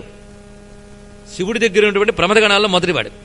ఆయనకు విద్యిచ్చిన వాడెవడు? నటేశ. నిన్న మనం చెప్పుకున్నాం, నటరాజు. మొట్టమొదటి సంగీతం ఆయన ఇచ్చేట. ఎవరికి అంటే పార్వతీదేవికి నేర్పెట్ట. మొదటి గురువు ఈశాన సర్వ విద్యానం, అన్నిటికీ ఆయన గురువు, సంగీతానికి కానీ సాహిత్యానికి కానీ. ఆయన పార్వతికి నేర్పెట్ట. ఆ తర్వాత తన దగ్గరున్న తండు అనే ఆయనకి నేర్పెట్ట. ఈ తండుకి నందికి వీళ్ళందరికీ ఆయన సంగీతం నేర్పాడు. ఆయన ఇచ్చిన ఆ నాదశక్తిని, దీనికి శాస్త్రం పేరు కూడా మనకి చెప్పబడుతున్నది. అలాంటి ఒక అద్భుతమైన శాస్త్రాన్ని వాళ్ళు బోధించగానే వాళ్ళు దాన్ని స్వీకరించి తర్వాత గంధర్వులకి నేర్పారు. అది క్రమక్రమంగా వచ్చింది. ఆ డివైన్ ఎనర్జీ మనకి ఇక్కడ సంగీత రూపంలో వచ్చిందని మనకి సంగీత శాస్త్రానికి ఆథెంటిక్ బుక్స్ గా చెప్పబడుతున్నటువంటి గ్రంథముల్లో అనేక ఉన్నాయి. వాటిలో ఒకటి శార్ంగధరుడి యొక్క సంగీత రత్నాకరం అనే గ్రంథం. ఇవన్నీ మనకు ప్రాచీన గ్రంథాలు. వీటన్నిట్లో విశేషాలు ఉన్నాయి, వాటిని ఆధారం చేసుకుని చెప్తున్నాం. అయితే అలా నారదాదులన్నీ ఉపాసించిన సంగీతం అండి ఇది. భృంగి నటేశ సమీరజ హనుమంతుడు ఒకడు గొప్ప సంగీత విద్వాంసుడు. ఘటజ అగస్త్యుడు, మతంగుడు. ఈ మతంగుడు అనేటువంటి వాడు సంగీత శాస్త్రం ఒకటి రచించాడు. నారదాదులు ఉపాసించే సంగీత శాస్త్రం. ఇలాగొచ్చిందయ్యా సంగీత శాస్త్రం. కానీ దీనివల్ల సన్మార్గం కావాలంటే ఏం కావాలి? భక్తి వినా. భక్తితో ఈ సంగీతాన్ని ఆరాధన చేస్తే ముక్తినిస్తుంది అని చెప్పాడు ఆ మహానుభావుడు. అలా చేసి చూపించాడు. ఊరికనే నాలా ఉపన్యాసం చెప్పడమో ఇంకోళ్ళ పుస్తకం రాయడమో కాదు, అలా చేసి సంగీతం వల్ల ముక్తి పొందొచ్చు అని తనని తాను ఎగ్జాంపుల్గా చెప్పిన మహానుభావుడు అండి త్యాగరాజ స్వామి. అదే ఆయన యొక్క గొప్పతనం. దానికి ప్రథమంగా ఆయనకు నారదముని దర్శనం. ఆ నారదముని ఆయనకు స్వరార్ణవం అనేటువంటి గ్రంథాన్ని ఇచ్చాట. ఈ స్వరార్ణవం అనే గ్రంథం త్యాగరాజ స్వామి వారి దగ్గర ఉంది. ఇప్పుడు దొరుకుతుందా అండి అని మీరు అడగచ్చు నన్ను. ఆయన అంత తపస్సు చేసి నారద మహర్షి దగ్గర తెచ్చుకున్న పుస్తకం మనకంత ఈజీగా లైబ్రరీలోంచి ఎలా దొరికిపోతుందండి? దొరకదు. అది ఆయన కోసం. అయితే ఆయన దానిలో పొందిన మర్మములన్నీ ఆయన సంగీతంలో సాహిత్యంలో ఉన్నాయి. ఈ స్వరార్ణవం గురించి ఆయన కీర్తనలో చెప్తాడు. రజత గిరీశుడు నగజకు తెలుపు స్వరార్ణవ మర్మములు అని ఒక మాట వేశాడు. స్వరార్ణవ శాస్త్రం గురించి ఆయన ప్రస్తావన చేశాడు. స్వరార్ణవం అనే గ్రంథం పార్వతీదేవికి పరమేశ్వరుడు చెప్పినటువంటిది. అది మర్మములు. ఆ రహస్యాలు త్యాగరాజ స్వామి నారద మహర్షి యొక్క ఆశీర్వచనం వల్ల, మంత్రసిద్ధి వల్ల, అంతవరకు నేర్చుకున్న సంగీత శాస్త్రం వల్ల ఆ మర్మములన్నీ ఆయన పట్టాడండి. అందుకే త్యాగరాజ కీర్తనకు ప్రత్యేకమైన శక్తి ఉన్నది. ఆయన స్వరకల్పనలో ఉన్నటువంటి యోగ శక్తి ఒక ప్రత్యేకమైన సబ్జెక్టు. నాకు సంగీతం అనే విషయాలంత ప్రవేశం లేదు కనుక నేను వాడి జోలికి వెళ్ళడం లేదు. కానీ వాటిలో చాలా విశేషాలు ఉన్నాయి. అవి క్రమక్రమంగా నేను చెప్పగలిగినంత మేర నేను తర్వాత క్రమంగా చెప్తా. మొత్తానికి త్యాగరాజ స్వామి వారు ఆ విధంగా రచించినటువంటి కీర్తనల్లో ఎన్నో అద్భుతమైన కీర్తనలు. ప్రతి కీర్తన దేవుడికి పాటగా రాసుకున్నాడండి ఆయన. మనం చిట్ట చివరికి పూజ అంతా అయ్యాక గీతం సప్పయామి, నాట్యం సప్పయామి అంటూ ఉంటాం. అంటూ అక్షతలు వేసేస్తాం. అక్షతలు వేయడమే మనకు తెలుసు. ఎందుకంటే మనం పూజలు 30% భాగం అక్షతాన్ని సమర్పయామి. వస్త్రార్థం అక్షతాన్ని సమర్పయామి, ఆభరణార్థం అక్షతాన్ని సమర్పయామి. కానీ దక్షిణార్థం అక్షతాన్ని సమర్పయామంటే వాడు ఒప్పుకోడు. ఇవి ఉంటూ ఉంటాయి. ఎవరో అన్నారు మనస్సుతో చేసేసాడండి సంధ్యావందనం అని. చాలా సంతోషం. మనసుతో భోజనం చేయగలిగితే ఇంకా సంతోషం. అవి మాత్రం సరిగ్గా జరిగిపోవాలి. ఇది మాత్రం మనసుతో జరిగిపోవాలి. ఏం ప్రారంభం అండి. ఇవి కనిపిస్తూ ఉంటాయి మనకి. కనుక ఎస్కేపిజం బాగా పెరిగిపోయి దానికి శాస్త్రం సపోర్ట్ కావాలని మమ్మల్ని పట్టుకుంటారు. వాళ్ళ కన్వీనియంట్కి శాస్త్రం చెప్పిందంటే భలే భలే అంటుకుంటారు. కాదండి తప్పండి అంటే మరీ ఇన్ని పిలవద్దండి ఆస్ట్రేలియా, అంతే కదా. సరే, మొత్తానికి ఈ త్యాగరాజ స్వామి వారు ఈ దివ్యమైనటువంటి దీనిలో సిద్ధి పొంది గీతం సర్పయామంటే అక్షతాన్ని సర్పయామ కాదు. అలాగని మనం పాడితే భగవంతుడు భరించగలడా లేదా అనేది పెద్ద డౌట్. భరించలేకపోతే మంచి గొంతు ఇచ్చుకుంటాడు ఆయనే. మనకేం పోయింది, పాడదాం. ఎందుకు ఆయన ఇచ్చిన గొంతుతో ఆయన దగ్గర పాడితే ఆయన మన పిల్లాడే పాడుతున్నాడు కదా. అంత భరించలేకపోతే మంచి గాత్రం ఇస్తాడు ఆయన మనం. అందుకే ఆయన ముందు పాడుకోవడానికి హ్యాపీ అండి. ప్రపంచం ముందు పాడితే ప్రమాదం. కానీ మొత్తానికి గీతం సర్పయామి, నాట్య సర్పయామి. దీని విశేషం ఏంటంటే మన దృష్టిలో కళలన్నీ భగవత్ కైంకర్యానికి వినియోగించాలనే దీనిలో చెప్తున్న ఆంతర్యం. ఎంత గొప్ప మాట అండి అది. అలా చేశారు కనుక ముక్తి పొందారు. ఇప్పటికీ వాళ్ళ గురించి చెప్పుకోవడానికి ఆస్ట్రేలియాలో కూడా మనం కూర్చున్నాం. అది వాళ్లకున్న శక్తి. అది రాజ్యవ శక్తి యొక్క ప్రభావం. వాళ్ళని దేవస్థానంలో కూర్చోబెట్టుకుని పూజ చేసుకుంటున్నాం మనం. అసలు వాళ్ళ వల్లే భగవంతుడు ఉన్నట్ట. అన్నమయ్య ఒక మాట అంటాడు వెంకటేశ్వరుడితో, పూని నా వల్లనే కీర్తి పొందేవు నీవు అన్నాడు. ఎంత గొప్ప విషయం. నేను లేకపోతే నీ గురించి ఎవడు చెప్తాడయ్యా అన్నాడు. అని కాదు, ఆయన ఏమన్నాడంటే పాపాత్ముడిని కాపాడడం వల్ల ఫలానా పాపాత్ముడిని కాపాడని గ్రేట్గా నువ్వు చెప్పుకోవచ్చు. అందుకు నా వల్ల నీ కీర్తి పెరుగుతుంది కనుక నన్ను కాపాడుకో అని చెప్పాడు ఆయన. ఎంత గొప్పగా చెప్పాడు ఆయన. కానీ ఆయన పూని నా వల్లనే కీర్తి పొందేవి నువ్వు. నిజమే, భాగవతుడు లేకపోతే భగవంతుడు ఎక్కడండి? భాగవతుడి వల్లే భగవంతుడు తెలుస్తాడు. శాస్త్రం పురాణం ఎన్ని చెప్పినా ఒక్క భాగవతుడి యొక్క ఎగ్జిస్టెన్స్, అతడు ఉనికి అన్ని శాస్త్రాలు నిజమని చెప్తాయి. వాళ్ళు లివింగ్ ఎగ్జాంపుల్. మన అదృష్టవశాత్తు భారతీయ సంస్కృతి వేదాల్లోనూ భగవద్గీతలోనూ మిగిలిపోయింటే ఉండేది కాదు. ఒక త్యాగరాజు, ఒక అన్నమయ్య, ఒక రమణ మహర్షి, ఒక రామకృష్ణ పరమహంస, ఒక కంచి మహాస్వామి, ఇలాంటి మహాత్ములు లివింగ్ ఎగ్జాంపుల్స్ ఉన్నారు కనుక మనం ఇక్కడ దాకా ఉన్నాం. ఇలాంటి అవతార పురుషులకి, ఇలాంటి సిద్ధ పురుషులకి, ఇలాంటి కారణ జన్మలకి భారతదేశంలో ఎప్పటికీ లోటు లేదు. సనాతన ధర్మాన్ని ఎవడు దెబ్బతీయలేడు. అందువల్లనే ఆ కారణం చేత త్యాగరాజ స్వామి వారు లివింగ్ ఎగ్జాంపుల్. ఆయన లేస్తే పాట, పడుకుంటే పాట, తింటే పాట. మేలుకో దయానిధే, మేలుకో దాశరథే, మిత్రోదయము వేళ అంటాడు పొద్దున మేలుకొల్పుతూ. దాని తర్వాత ఆరగింపవే పాలు ఆరగింపవే రఘువీర జనకజాకర పవిత్రితమౌ వెన్నపాలు ఆరగింపవే. స్వామికి ఆరగింపు పెడుతున్నాడు ఆయన పాలు తినమని. మనం తెలివైన వాళ్ళం, భగవంతుడు తింటాడండి అని అంటూ ఉంటాం. ఆ పాడు తెలివి త్యాగరాజు గారికి లేదా? ఆయన తింటాడో లేదో తెలియదు, మనం తింటున్నాం కదా. కనుక మనం తింటున్నంతకాలం భగవంతుడికి నైవేద్యం పెట్టాలి, మనం పడుకుంటున్నంతకాలం లాలిపాటు పాడాలి, మనం లేస్తున్నంతకాలం సుప్రభాతం చెప్పాలండి. అది ఆయనకు సుప్రభాతం కాదు, మనకు సుప్రభాతం అది. కనుక మనం మేలుకొలిపేటప్పుడు మనకు వచ్చిన తెల్లవారు మనకు సుప్రభాతం కావడానికి భగవంతుడిని తలంచుకుంటే మనకు సుప్రభాతం అవుతుంది. అది అందులో ఉన్న విషయం. అందుకు సుప్రభాతాలు, అందుకు మేలుకొలుపులు, అందుకు స్వామిని ఎంత చక్కగా కీర్తించారండి. అంతేనా? ఎంత ప్రేమ. మనం భగవంతుడు మనకేమిస్తాడా అని చూస్తాం కానీ భగవంతుడికి మనమేమిస్తామని ఎప్పుడూ లేదు. ఈ మహానుభావుడు రక్ష పెట్టరే దొరకు రక్ష పెట్టరే, ఆయనకి రక్ష పెట్టాలట. ఆయనకి ఎవడండి రక్ష పెట్టేది అనే తెలివితేటలు మనకున్నాయి పాపం. కానీ ఆ ప్రేమ అది ఆయనకి దిష్టి తీయాలి, ఆయనకి రక్ష పెట్టాలంటే నా ప్రేమ కాదు, నా గురించి కాదు, ఆయన బాగుండాలి, ఆయన ఎప్పుడు బాగుంటాడు. కానీ ఆయన బాగుండాలి నువ్వు అనుకోవడం వల్ల నువ్వు బాగుంటావు. ఎంత చక్కటి భావాలండి ఇవన్నీ కూడా. అది తత్సుఖ సుఖిత్వం అంటారు, నారదుడు భక్తి సూత్రాల్లో చెప్తాడు. భగవంతుడు చక్కగా ఉండాలని కోరుకోవడం అన్నదే, ఆయన బాగుండాలన్నప్పుడు నీలో నిస్వార్థమైన ప్రేమకి సంకేతం. నిస్వార్థమైన ప్రేమనే భక్తి అంటారు. బేరసారాల భక్తి కాదు త్యాగరాజు అన్నమయ్య మొదలైన వాళ్ళది. కృష్ణ పరమాత్మ గీతలో చెప్పిన అవ్యాజమైన భక్తి అది. అంతేకాదు ఉయ్యాలలుగవయ్య సయ్యాట పాటలను సత్సార్వభౌమ లాలిపాట చెప్పాడండి ఇక్కడ. లాలిపాట ఉయ్యాలపాట ఆడేటప్పుడు వాళ్ళకి తెలుసు లోపల ఉన్నవాడే బయట మనం పూజించేదని జ్ఞానం ఉంది వాళ్ళకి. అందుకే అన్నమయ్య ఎంత చక్కగా చెప్పాడండి, ఎంత అద్భుతంగా చెప్తాడు. ఆ ఉయ్యాల ఏమిటంటే అలర చంచలమైన ఆత్మలందుండని అలవాటు చేసని ఉయ్యాల పలుమారు ఉచ్ఛ్వాస పవనముందుండని భవమ్ము తెలిపెని ఉయ్యాల. ఉయ్యాల వచ్చేటప్పుడు చూశాడు ఆయన భావం. భగవంతుడు అలా ఉయ్యాలు ఎందుకు ఊగుతున్నాడండి, ఆయనకేం పని లేదా అంటే ప్రాక్టీస్ చేస్తున్నట్టు ఆయన. ఏమిటయ్యా ప్రాక్టీస్ అంటే, వీడు పిలిచి మనస్సులో కూర్చోబెడతాడు. వీడు మనస్సు ఒక స్థిరంగా ఉండదు, ఇటు అటు ఊగుతూనే ఉంటుంది, చపలమైన మనస్సు. మరి అక్కడ నేను ఉండాలి కనుక ముందు ప్రాక్టీస్ చేస్తున్నానని అందులో ఊగుతున్నట్టు ఆయన. ఎంత చక్కగా చెప్పండి. అలర చంచలమైన ఆత్మలందుండని అలవాటు చేసేని ఉయ్యాల. అంతేకాదు ఆయన రోజు ఉయ్యాలు ఊగడం వల్ల మనం బతుకుతున్నట్ట. ఉయ్యాలంటే అటొకసారి ఇటొకసారి ఊగుతుంది. ఉచ్ఛ్వాస నిశ్వాస, ఉచ్ఛ్వాస నిశ్వాస రూపమైన ప్రాణంలో పరమేశ్వర శక్తి ఉంది కనుకనే మనం ఉన్నామట. కనుకనే పలుమారు ఉచ్ఛ్వాస పవనమందుండని భవమ్ము తెలిపెని ఉయ్యాల. చూసారా చిన్న పాటల నుంచి ఎంత వేదాంతం ఉందో. అందుకే భారతీయ సంస్కృతిలో వేదాలు మనకు దొరక్కపోయినా మన వాగ్గేయకాల పాటలు మన సంస్కృతిని బతికిస్తాయి. అంత అద్భుతమైన భావాలు ఇందులో ఉన్నాయి.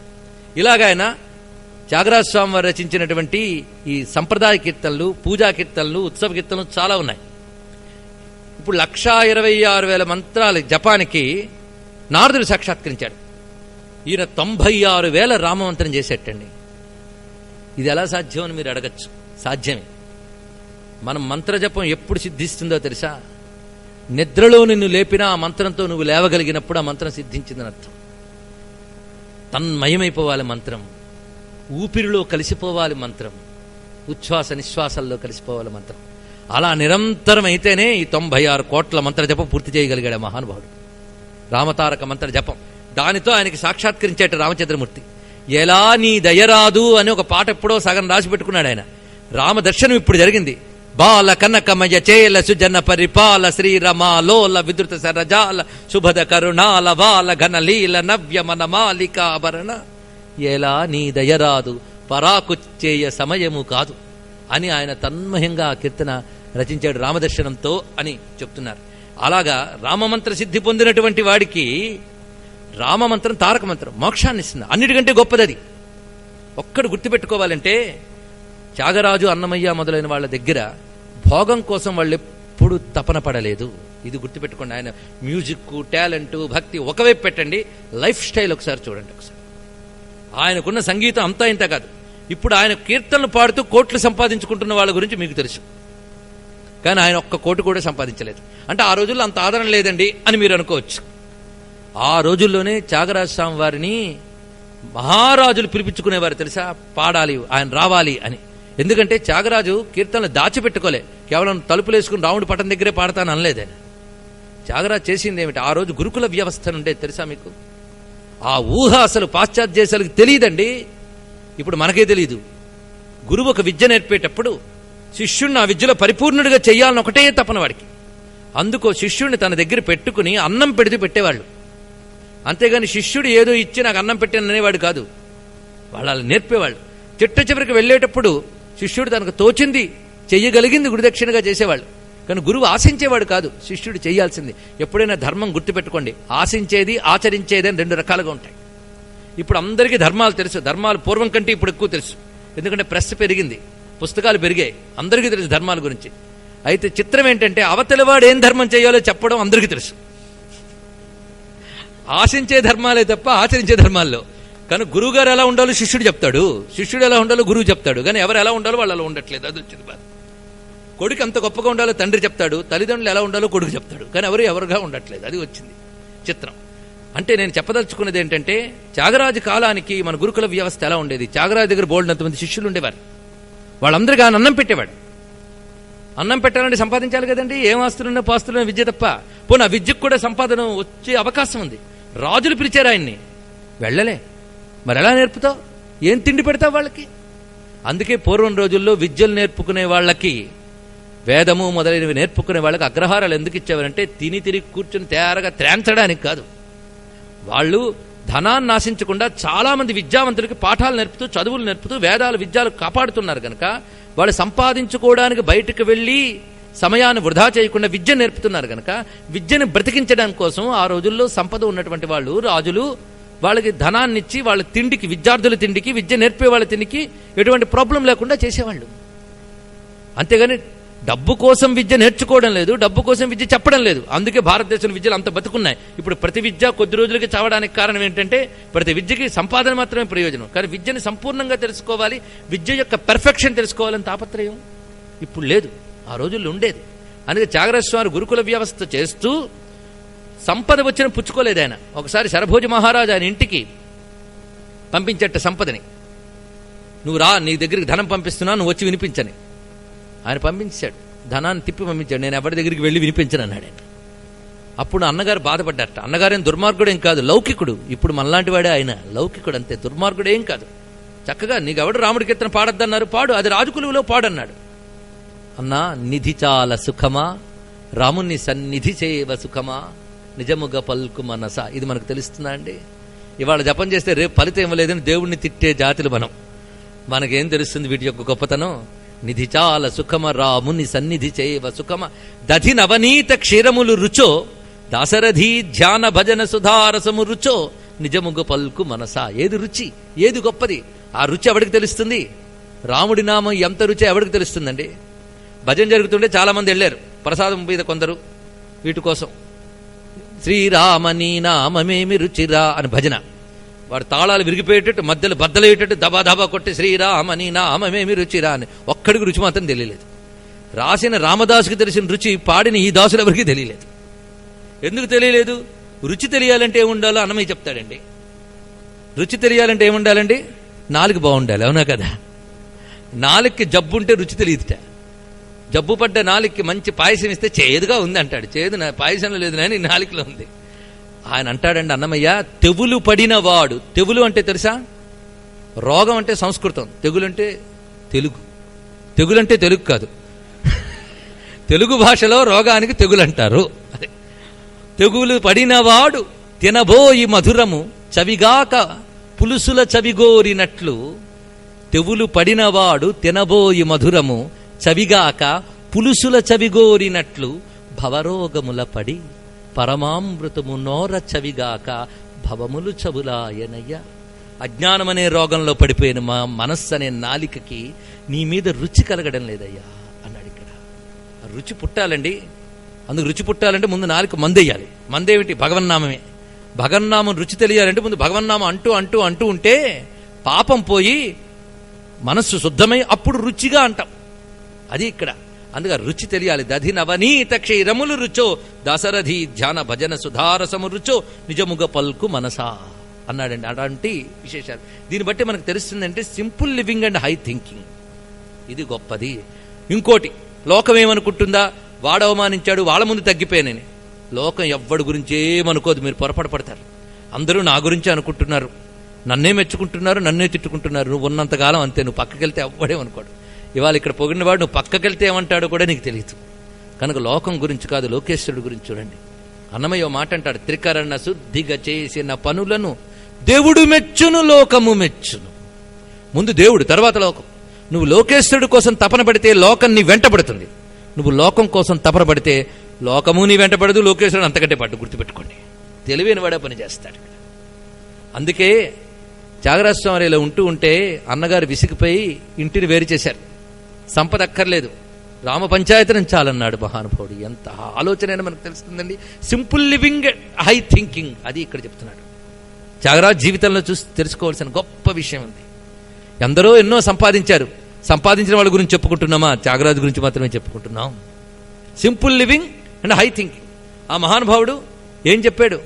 రాముడితో మొరపెట్టుకున్నాడు. ఆయన్ని ప్రపంచం అంది, ఎవరిని అనకుండా ఊరుకోదు. ప్రపంచం అంటుంది, నాదుపై పలికేరు నరులు వేద సన్నుత భవము వేరు చేసి తిననుచు నాదుపై పలికేరు నలురు పంచచర జనక ప్రపంచమున కల సుఖము మంచువలె కరుగునని ఎంచి తిని కాని. ఈ ప్రపంచంలో ఉన్న సుఖమంతా శాశ్వతం కాదు, ఇది మంచులా కరిగిపోతుంది అని తెలుసు గనక అల్పమైన వాటి కోసం నేను పాకులాడకుండా నీ కోసం తప్పించానయ్యా. ఇదా నేను చేసిన తప్పు, నా కోసం ఇలా అంటున్నారు అంటే అనని. జారచోర భజన చేసి తినా సాకేత సదనా. నేను మీ జారచోరుల దగ్గరికి భజనలు చేశానా? ఇప్పుడు అవే ఎక్కువైపోతున్నాయి. పాలకులు అన్నప్పుడు నానా దుర్వ్యసనాలు ఉంటాయి వాళ్ళ దగ్గరికి వెళ్ళు మహానుభావుడు ఇంద్రుడు, చంద్రుడు, రాముడు, కృష్ణుడు అని భజనలు చేశానా? భగవంతుని వాక్శక్తిని క్షుద్రమైన వాటికి వినియోగించరాదు, అది వాళ్ళ దగ్గర నేర్చుకోవాలని త్యాగరాజస్వామి దగ్గర. మొత్తానికి అలా జీవించాడు మహానుభావుడు. అందుకే ఆయన ప్రతి కీర్తన ఒక అనుభూతి కీర్తన. సంగీతంతో ఎన్ని చెయ్యొచ్చా అని చూపించాడు మహానుభావుడు. ఒక్కసారి త్యాగరాజస్వామి కీర్తన వినాలని ఉపనిషత్ బ్రహ్మేంద్ర స్వామిని కాంచీపురంలో ఉండేవారు. వారు పిలిచారు ఆయన్ని, వెళ్ళారు. ఈయన రాజు పిలిస్తే వెళ్ళలేదు, సన్యాసి పిలిస్తే వెళ్ళట్టే. ఏమిటండి ఇదేంటే? ఆయన యతిరాజు, సన్యాసి, అందుకు గురుభక్తితో వెళ్ళాడు ఆయన. రాజు తర్వాత ఈయన దగ్గరకు వచ్చి విన్నట్టు, అది వేరే విషయం. ఈయన వెళ్ళలేదు వాళ్ళ దగ్గరికి అంతే. ఆయన దగ్గరికి వెళ్ళి వస్తూ ఉండగా అనేక క్షేత్రాలు చూశారు త్యాగరాజస్వామి వారు. పైగా శిష్యులందరూ దగ్గరున్నారు కనుక పల్లకీలో తీసుకెళ్లారు గురుగారిని. వస్తూ ఉండగా తోవలో ఆయనకి వెంకటేశ్వర స్వామి దర్శనానికి వెళ్ళారు తిరుమలలో. వెళ్ళినప్పుడు ఆయనకి తెర వేసిందండి వెంకటేశ్వరుడి దగ్గర. త్యాగరాజస్వామి వారు వచ్చారు, మీరు తెర వేసారా అన్నట్ట శిష్యులు. అప్పుడు ఈయన అన్నారు, భగవంతుడి సేవలు మన కోసం ఆపకూడదు ఆయన అన్నారు. అంటే వీఐపీలు వస్తారని దేవుడి సేవలు మార్చేయకూడదు అని ఆ రోజుల్లో కనుక త్యాగరాజస్వామి గారు అన్నారు. ఈ రోజుల్లో పాప వీఐపీల కోసం దేవుడిని కూడా మార్చేస్తుంటాం, ఏం చేస్తాం. ఆ తెర వేసేట ఈ మహానుభావుడు, తెర తీయకూడదు నాయన, స్వామివారికి సేవలు స్వామివారికి జరగాలి, మనం కూర్చోవాలి, తెర తీసేవరకు ఎదురు చూడాలి మనం అని ఆయన నిలబడ్డాడు. అది చూస్తుంటే ఆయన భావం కలిగింది, తెర వెనక దేవుడు, తెర యువతల మనం ఉన్నాడు ఆయన, కానీ కనబడలేదు. ఎందుకు? తెర ఉంది గనక. కనుక సర్వత్రా వ్యాపించిన భగవానుడు కనబడకున్నా ఉన్నాడు అంటే ఏదో తెర ఒకటి ఉంది. ఏమిటా తెర? మాయ తెర, మన లోపలున్న మదమాత్సర్యాలనే తెర, అహంకారపు తెర.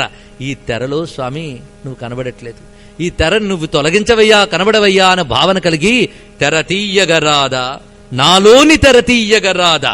అంతేగాని నా సంగీత మహిమ చూపిస్తాను చూడు ఇప్పుడు తెర పడిపోతుంది అనలేదు ఆయన. ఏది తీయాలో చెప్తున్నాడు. నాలోని తెర తీయగరాదా, పరమ పురుష ధర్మార్థ మోక్షముల పారద్రోలుచున్నది నాలోని తెర తీయగరాదా. ఈ తెర వల్ల ధర్మార్థ పురుషార్థాలు మాకు తెలియకుండా పోతున్నాయి. మత్స్య మాకలిగొని గాలముచే మగ్నమైన రీతి ఉన్నది, అచ్చమైన దీప సన్నిధిని మరుగు అడ్డపడి చెరచినట్లున్నది, తెర తీయగరాదా. ఈ కీర్తన పాడేడో లేదో ఎవరు తీయకుండానే తెర దానంతట తెగిపడింది. వెంకటపతి విన్నాడు. ఆ రాగంలో, ఆ స్వరంలో, ఆ మనస్సులో ఉన్న భక్తిని, శక్తిని గ్రహించిన వెంకటపతి వెంటనే ఆ తెర తొలగించగానే స్వామిని చూశాడు. వెంకటపతిని చూసిన వెంటనే అంటాడు, వెంకటేశ నిన్ను సేవింపగా 10,000 కనులు కావాలనయ్యా అన్నాడు ఆయన. ఒక 2 కళ్ళు చాలవట. ఇది వెంకటేశ్వర స్వామి దర్శనం. త్యాగరాజ స్వామి వారి వల్ల మనం కూడా వెంకటేశ్వరుని చూసామా లేదా? చూసాం.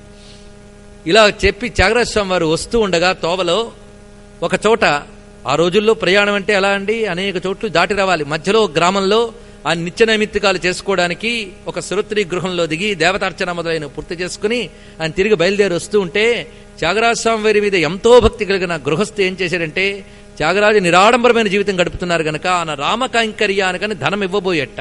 అని పుచ్చుకోలేదు. దాంతో ఏం చేశారంటే శిష్యులకు చెప్పి ఈయనకి తెలియకుండా ఈయనున్న పల్లకి పరుపు కింద పెట్టేట డబ్బుని. వెళుతూ ఉన్నది పల్లకి. తోవలో కొంతమంది అడవిలోకి వచ్చేటప్పటికల్లా రాళ్లు వేయడం మొదలుపెట్టారట పల్లకి మీద. రాళ్లు వేస్తూ ఉంటే త్యాగరాజస్వామి శిష్యుని పిలిచి, ఏమిటయ్యా ఎందుకు రాళ్లు వేస్తున్నారు వీళ్ళు, నా దగ్గరే ఉందని అంటే వాళ్ళు తల వంచుకుని చెప్పారు, మీకు చెప్పలేదండి, అక్కడ గృహస్థేమో కొంత ధనాన్ని మీ పరుపు కింద పెట్టాడు, అది దొంగలకు తెలిసిన అందుకు రాళ్లు వేసి కొడుతున్నారండి అన్నట్టు. ఎందుకు పెట్టాడు వాడు అంటే రామకైంకర్యానికి అన్నాడండి అని. రామకైంకర్యానికే కదా రాముడే చూసుకుంటాడు అనుకున్నారట ఆయన. అనుకుని రాముడిని భావన చేశారు ఆయన. రక్షకుడైన రాముడు మనస్సులోకి రాగానే ఆయన నుంచి ఒక కీర్తన వచ్చిందండి. అంతేగాని ఊరికనే పదాలు పెరిచి తర్వాత స్వరాలు వెతుక్కుని ట్యూన్ చేసి పాడి అదిగా త్యాగరాజస్వామిది. ఒక ఎక్స్టసీలోకి వెళ్ళిపోతుంది ఆయన భావం. ఆ ఎక్స్టసీలోంచి స్వరము అక్షరము కలిసి వస్తాయి. అందుకని మీరు ఆ పాట వింటూ ఉంటే ఆ రెండరింగ్లోనే ఫీలింగ్ ఉంటుందండి ఆ పాటలో. అది మీరు ప్రక్కాల నిలబడి, నేను పాడితే పరిగెడతాడేమో అని ఆగుతున్నా, ప్రక్కాల నిలబడి మీరు పాడింది గుర్తు తెచ్చుకున్నా. నిలబడి అన్నప్పుడు రాముడు నిలబడ్డట్టే ఉంటుంది అందులో స్వరకల్పన. ఆ దృష్టితో వినండి మీరు త్యాగరాజ కీర్తనలు ఎలా ఉంటాయో. మరి భాష తెలియని వాళ్ళు, సాగదీతల వాళ్ళు పాడింది కాకుండా కొంచెం స్వరశుద్ధి కలిగిన వాళ్ళు పాడింది వింటే సరి. ఆయన రఘువీర రణధీర రార రాజకుమార అనే కీర్తనని ఆలపించారు ఆయన. రఘువీర రణధీర రార రాజకుమార. ఇది హుస్సేన్ రాగం. ఇది హిందుస్థానీలో దీన్ని హుస్సేన్ అంటారు. ఈ హుస్సేన్ రాగంలో ఆలపించారు. హుస్సేన్ రాగం శౌర్యప్రధాన రాగం. ఒక్క విశేషం చెప్తా, రాగం అనే లక్షణం కలిగినటువంటి సంగీతం భారతీయులకు మాత్రమే ఉందని సంగీత శాస్త్రవేత్తలు చెప్పారు. ఒక్కొక్క రాగానికి ఒక శక్తి ఉంది, ఒక్కొక్క మంత్రానికి ఒక శక్తి ఉన్నట్లుగా. అందుకే రాగాలతో రోగాలు పోతాయని అనడంలో ఏమీ పొరపాట్లేదు. అలా రోగాలు పోగొట్టిన రాగాలు చాలా ఉన్నాయి, తర్వాత చెప్తాను మీకు. హుస్సేన్ రాగం ఆయన ఆలపించాడండి. ఇది శౌర్యప్రధాన రాగం. ఎందుకంటే ఇప్పుడు రక్షాస్వరూపమైన రాముడు రావాలి. ఆయన ఆ భావన చేశాడు. రఘువీర రణధీర రార రాజకుమార. చూడండి ఇందులో మంత్రశాస్త్ర రహస్యాలు ఎలా ఉంటాయో చూడండి. ఆయన లోపల మంత్రం సిద్ధించింది గనక ఆ నోటంటే వచ్చిన పలుకుల్లో మంత్రాక్షరాలు పడుతున్నాయి. రా అనేది అగ్నిబీజం. అగ్నిబీజం వల్ల రఘువీర రణధీర రార రాజకుమార. ఇది శౌర్యప్రధాన రాగం. అంత అగ్ని అంటే తేజస్సు. ఆ తేజస్సు అలా వచ్చిందండి అక్షరాల్లో. అంతేకాదు హుస్సేన్ రాగం, అక్షరాలు, స్వరాలు, రాగం. పైగా రణధీర భావం చూడండి. రణధీరుడు అంటే రణంలో నిలబడ్డవాడు. అంతేగాని ఓ సౌమ్యరామ అంటే రాడు ఆయన. అక్కడ రావాల్సిన రాముడు అది. రణధీర రాజకుమార అన్నప్పుడు ఆ స్వరూపం, ప్రతాపం కనిపిస్తుంది. మన రామరక్షా స్తోత్రంలో అనుకునే భావం అంతా అందులో చూపించాడు ఆయన. అంతేకాదు ఆ భావన ఎంత విస్తరించిందంటే తర్వాత మరొక రాగంలో ముందు వెనుక ఇరు ప్రక్కలతోడై మురఖరహర రా ఎందుకానని అందము వలె రఘునందన వేగమెరారా చండ భాస్కర కులాబ్ధి చంద్ర కోదండపాణి అయి రారా అండగొలుచు సౌమిత్రి సహితుడై అమిత పరాక్రమ రారా ఓ గజరక్షక ఓ రాజకుమార ఓంకార సదన రారా భాగవత ప్రియ బాగ బ్రవవయ్య త్యాగరాజనుత రారా. ఇది ఆయన కీర్తనండి. ఇందులో మీరు పరిశీలించినట్లయితే అండగొలుచు సౌమిత్రి సహితుడై అన్నాడు. ఇక్కడ లక్ష్మణ సహితుడైన రాముట్ట. లక్ష్మణ సహితుడైన రాముణ్ణి తలంచుకుంటే ఇది రక్షా కవచంలా కాపాడతాడు ఆయన. ఈ రహస్యం మీకు రామరక్షా స్తోత్రంలో కనిపిస్తుంది.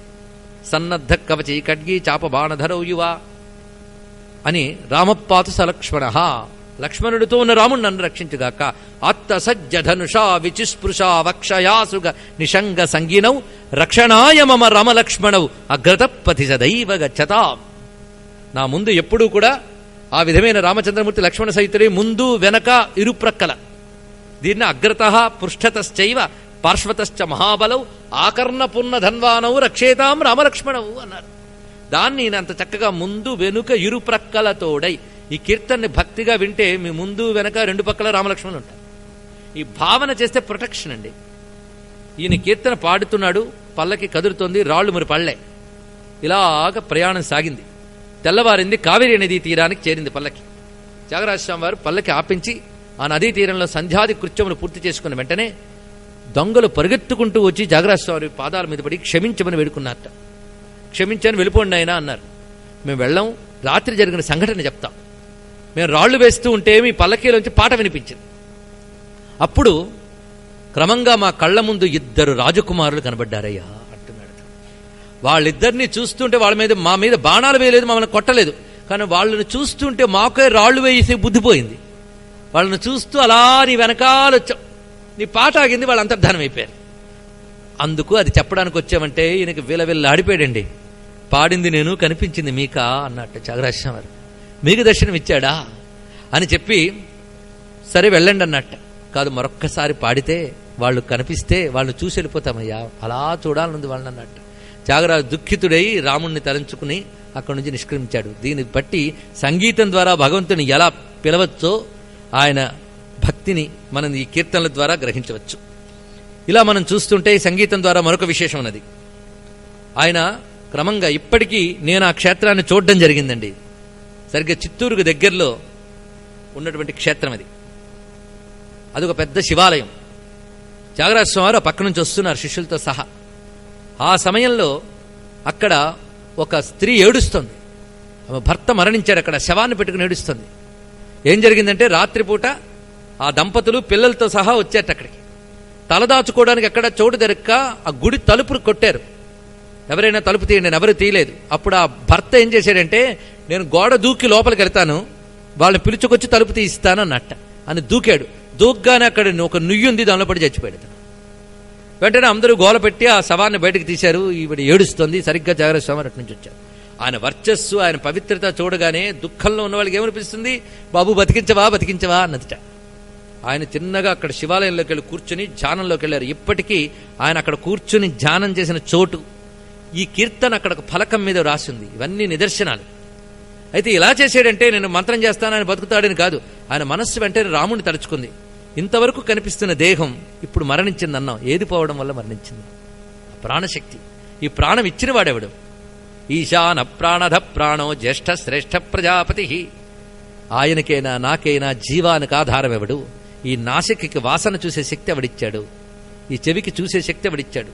నా మంత్రానికి సిద్ధించే శక్తిని ఎవడిచ్చాడు? ఇది భావన చేశాను. ఒక అపూర్వమైన కీర్తన పెట్టాడండి. నా జీవాధార, నా నోము ఫలమా, రాజీవలోచన, రాజరాజ శిరోమణి, నా చూపు ప్రకాశమా, నా నాసికా పరిమళమా, నా జపవర్ణ రూపమా, నాదు పూజా సమమా, త్యాగరాజనుత. ఇది ఆయన రచించిన కీర్తన. ఈ కీర్తన పాడగానే అతడు లేచి బ్రతికెట్ట. అంటే శరీరంలో ఇంకా ఎంత పోయినా ధనంజయ వాయువు అనేది కానీ మిగులుంటే, 10 ఉపవాయువుల్లో చివరి వాయువు అది మిగులుండగా సరి అయిన యోగ సాధన గాని చేయించినట్లయితే తిరిగి బ్రతికించవచ్చు. అదొక పెద్ద యోగశాస్త్ర రహస్యం. ఇక్కడికి చెప్పుకుందాం. ఆ యోగంలో ఉన్నటువంటి నాదశక్తి ద్వారా మొత్తం సంగీతం అంతా ప్రాణశక్తి మీద ఆధారపడింది కదండి. శబ్దము, ప్రాణము, నాదము ఒకదానికొకటి ఇంటర్లింక్. అందుకు ఆ నాదంతా పనిచేశాడు ఆ మహానుభావుడు. ఇది సంగీతంతో ప్రాణాలను పోసే శక్తి ఉందని చెప్పడానికి.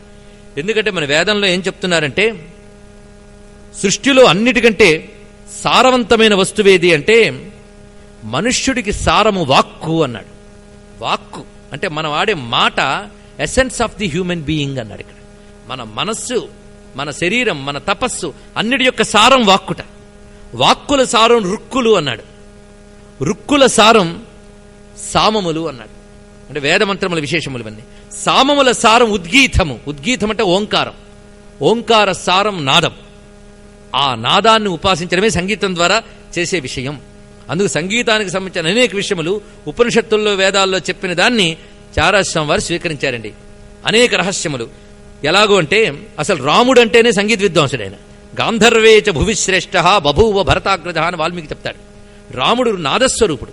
త్యాగరాజస్వామి వారికి రాముడు నాదస్వరూపుడుగా కనబడ్డాడు. అంతేకాదు, రామ అనేటువంటి నామంలోనే ఏదో మ్యూజిక్ ఉందిట, ఒక నాదశక్తి ఉందిట. అదొక ప్రత్యేకమైన రహస్యమైన విద్య. ఉపాసించిన వాడికి తెలుస్తుంది, చెప్పేవాడి కంటే వినేవాడి కంటే. రామ అనే దానిలో ఉండే నాదశక్తి అంత విశేషం. అందుకే సంగీతానికి రామనామం ఎంత చక్కగా ఇమిడిపోతుందో. ఈ మహానుభావుడు రాముడు అంటే ఏమిటో చెప్తాడండి. నాద సుధా రసం బిలను నరాకృతాయ మనస. ఆయన దృష్టిలో రాముడంటే నాద సుధారసమే రాముడుగా వచ్చిందన్నాడు. ఆయన పట్టుకున్నటువంటి ధనస్సు ఓంకార ధనస్సు. అందులోంచి వచ్చిన సర్వ విద్యలు, శాస్త్రములు, బాణములు. దీనికి శాస్త్ర ప్రమాణం ఉంది. ప్రణవో ధనుహు అని వేదం చెప్తున్నది. ఓంకార ధను ఆయన అని ఆయన త్యాగరాజు తాను ఉపాసించే నాదానికి రాముడికి తేడా లేదని భావించాడు. అంతేకాదు, సంగీతాన్ని కేవలం పొట్టకూటు కోసం వాడేవాళ్ళని కూడా చాలా చోట్ల మందలిస్తాడు. ఈ నిత్యం రహస్యములు, సంగీత రహస్యాలు చూడండి. శోభిల్లు సప్తస్వర సుందరుల భజింపవే మనస అనో కీర్తన ఉంది. సప్తస్వరాలు కేవలం సౌండ్స్ మాత్రమే కాదు, వాటికి అధిష్టాన దేవతలు ఉన్నారు. అక్షరాలు స్వరాలు దేవతలు, గుర్తుపెట్టుకోండి. అందుకే మనకి ఉపాసనలో మాతృకాన్యాసం అని ఉంటుంది. ఇక్కడ శ్రీ విద్యోపాసకులు చాలా మంది ఉన్నారు, వాళ్ళకి తెలుస్తుంది. ఒక అక్షరాన్ని దేవతగా చూసి న్యాసం చేస్తారు వాళ్ళు. ఆ అక్షరంలో ఉన్న మంత్రశక్తే మనల్ని కాపాడుతుంది. అందుకే నోటుకొచ్చినట్టు మాట్లాడకూడదు, అది మహాప్రమాదం.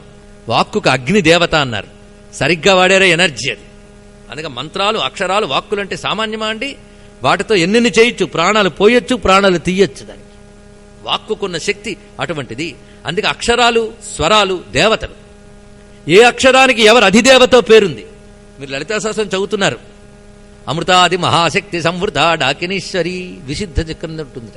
అమృతాది మహాశక్తి అంటే ఆ అకారానికి దేవత అమృత, ఆ తర్వాత దేవత, మొత్తం 16 దేవతలు. అమృతాది అంటే 16 అక్షరాలకు, అమ్ నుంచి అహ వరకు మొత్తం దేవతలు వాళ్ళు.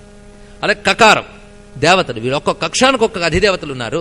వాళ్ళు అనుగ్రహిస్తేనే విద్యలన్నీ వస్తాయి. అలాగే స్వరానికి దేవతలు ఉన్నారు. స్వరానికి ఉపాసించే విధానం ఒకటి ఉంది మంత్రశాస్త్రంలో. ఒక్కొక్క స్వరదేవతని ఒక్కొక్క రోజును ఉపాసించాలట. ఏ రోజు అంటే ఆదివారం నుంచి శనివారం వరకు ఎన్ని రోజులండి? 7 రోజులు. కాంతిలో ఎన్ని రంగులుంటాయి? 7 రంగులుంటాయి. మనలో 7 ధాతువులున్నాయి, సప్తధాతువులు. మనలో 7 చక్రాలు, మూలాధారం నుంచి సహస్రారం వరకు. సృష్టి అంతా 7 7 7 7 7 దీంతో నడుస్తుంది. సప్త స్వరాలు. కనుక ఆదివారం నుంచి శనివారం వరకు సరిగమ పదని అనే స్వరాలకు దేవతలట.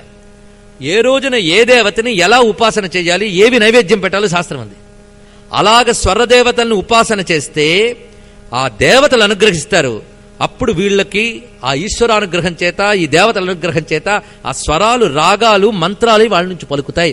అలా ఉపాసించిన వాడు త్యాగరాజస్వామి వారు. ఇది గుర్తుపెట్టుకోండి. నాదోపాసకులు ఎందుకన్నారంటే అందువల్ల అన్నారు. అందుకే ఆయన అంటాడు, శోభిల్లు సప్తస్వర సుందరుల భజింపవే మనస. వాళ్ళు ఎక్కడున్నారో తెలుసా సప్తస్వరాలు? మనలోని యోగిక్ పాయింట్స్ అవి. అవి నాభి, హృత్, కంఠ, రసన, నాసాదుల యందు శోభిల్లు సప్తస్వర సుందరుల భజింపవే మనస. నీలో ఉన్నటువంటి యోగ కేంద్రాల్లో ఆ దేవతలు ఉన్నారట. ఆయనకి దర్శనం ఇచ్చింది అది. అందుకే ధరరుక్సామాదులలో వర గాయత్రీ హృదయమున, గాయత్రీ మంత్రంలో ఉన్న తత్స ఇతుర్ వరే ఎణ్యం ఇచ్చా దగ్గర వచ్చినటువంటి సా రి, ఇంకా నీ ద ప్రచోదయాత్ ఇత్యాది శబ్దముల్లో సప్తస్వర స్థానములున్నాయి. అవి ఆ ప్లేస్మెంట్స్ కూడా సప్తస్వరాలు. అదే గాయత్రిలో దాగిన ఆ రహస్యాలు. అందుకే వర గాయత్రీ హృదయమున ధర రుక్సామాదులలో, రుక్కుల్లో సామముల్లో ఉన్నటువంటి విశేషం ఇది. అందుకే ఆయన సంగీతాన్ని ఎలా చూశాడంటే, సంగీతం ఊరికిన శబ్దాలు అనుకోవద్దయ్యా, అది శివస్వరూపం అన్నాడు. ఆయనకి శివకేశుల మధ్య భేదం లేదు ఆయనకి. అందుకే నాదతను మనిషం శంకరం నమామి మే మనసా శిరస మోదకర నిగమోత్తమ సమవేదసారం వారం వారం. నాదతను మనిషం, నాదస్వరూపుడు శివుడు.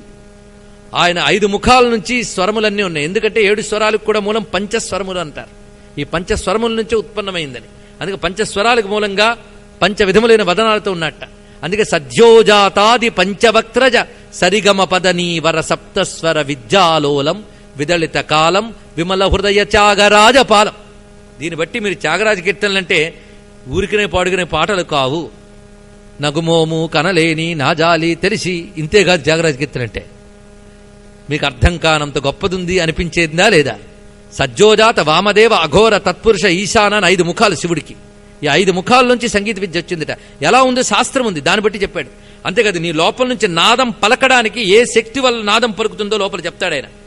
ప్రాణానల సంయోగముచే ప్రణవనాదము సప్తస్వరములై వరిగే. 7 స్వరాలు రావడానికి కారణం ఏంటంటే ఓంకారం నుంచే 7 స్వరాలు ప్రధానంగా వచ్చాయి. ఆ ఓంకార స్వరూపుడే శివుడు.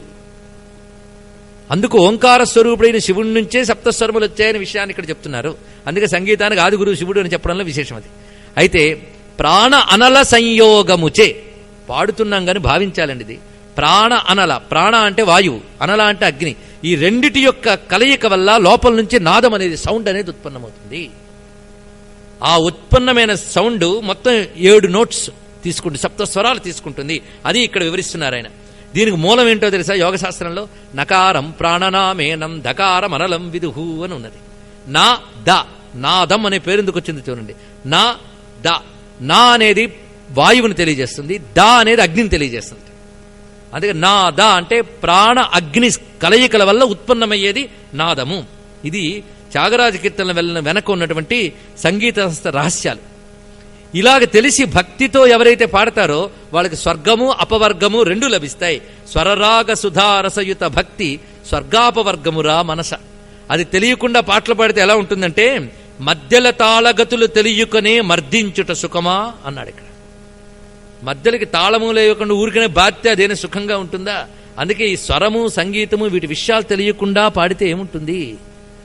త్యాగరాజు తపన పడుతున్నది చూడండి. కేవలం యాంత్రికంగా లౌకికమైన ప్రయోజనాల కోసం పాడిన పాట వల్ల ప్రయోజనం లేదు.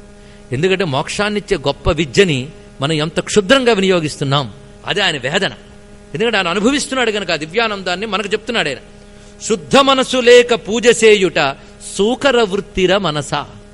ఎలా చెప్పాడు చూడండి. సూకర వృత్తి అంటే సంస్కృతంలో ఉన్నారుగా టైటిల్లో ఉంది. సూకరం అంటే పంది అంతే.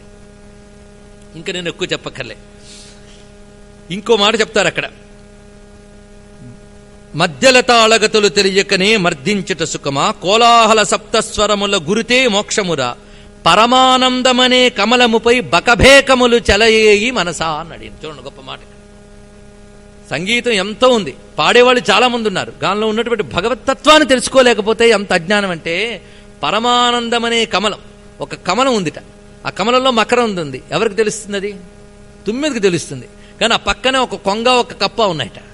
ఈ కొంగకు పొడవడం తెలుసు, ఆ కప్పకి బెకబెక అనడమే తెలుసు. కానీ అందులో ఉన్న మకరందం నుంచి దానికి ఏం తెలుస్తుంది అన్నాడు. అలాగే సంగీత శాస్త్రంలో పొడిచే వాళ్ళు ఉన్నారు, బకబెకలగాళ్ళు ఉన్నారు. కానీ అందులో ఉన్న పరమానందం అనే పరమామృతత్వం ఎవరికి తెలుస్తుంది అన్నారు త్యాగరాజ స్వామి వారు. అందుకే పాట ఎలా ఉంటాలో చెప్తాడండి ఆయన. చెప్పాను కదా, సైన్స్ ఇచ్చాడు, మ్యూజిక్ సైన్స్ అని తన కీర్తనలో చూపించాడు ఆయన. సొగసుగా మృదంగ తాళము జతగుర్చి నిన్ను చొక్కజేయు ధీరుడెవ్వడో. మనం పాడే పాట ఎలా ఉండాలంటే, చక్కగా మృదంగ తాళం జతచేర్చి నిన్ను చొక్కజేయు, భగవంతుడిని మెప్పించాలండి పాట అంటే. 10 మంది చప్పట్లు కొట్టారా కాదు, పరమేశ్వరుడు ఆనందించాడా అనేది ప్రయోజనం. కనుక ఆయన కోసం పాడే పాట.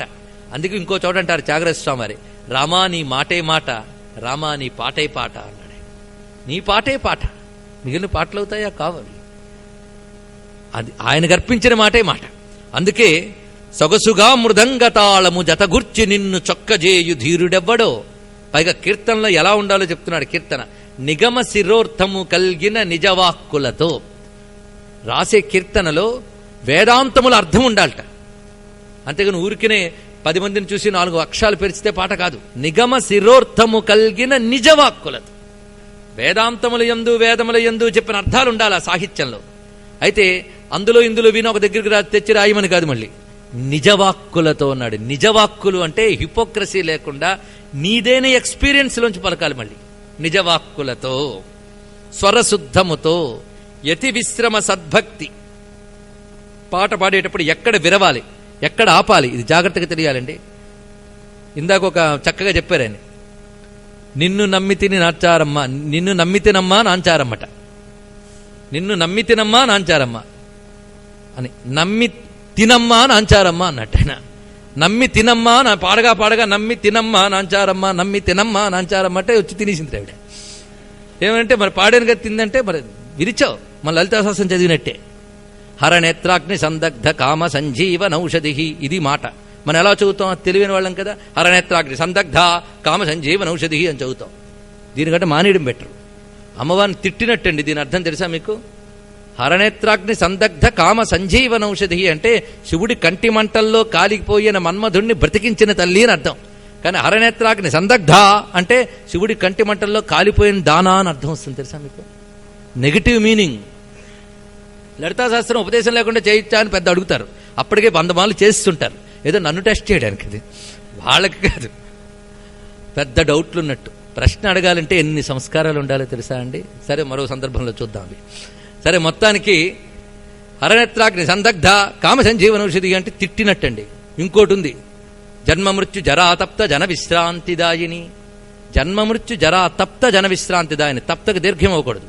అంటే జన్మ మృత్యువులని జర అనే వాటిలో తప్పించిపోయే వాళ్ళకి విశ్రాంతినిచ్చే తల్లి, ఇది అర్థం. జన్మ మృత్యు జరాతప్త అంటే జన్మ మృత్యు జరల్లో తప్పించిపోయేదానా అని అమ్మవారు అన్నాడు. నెగిటివ్ మీనింగ్స్ ఇవి.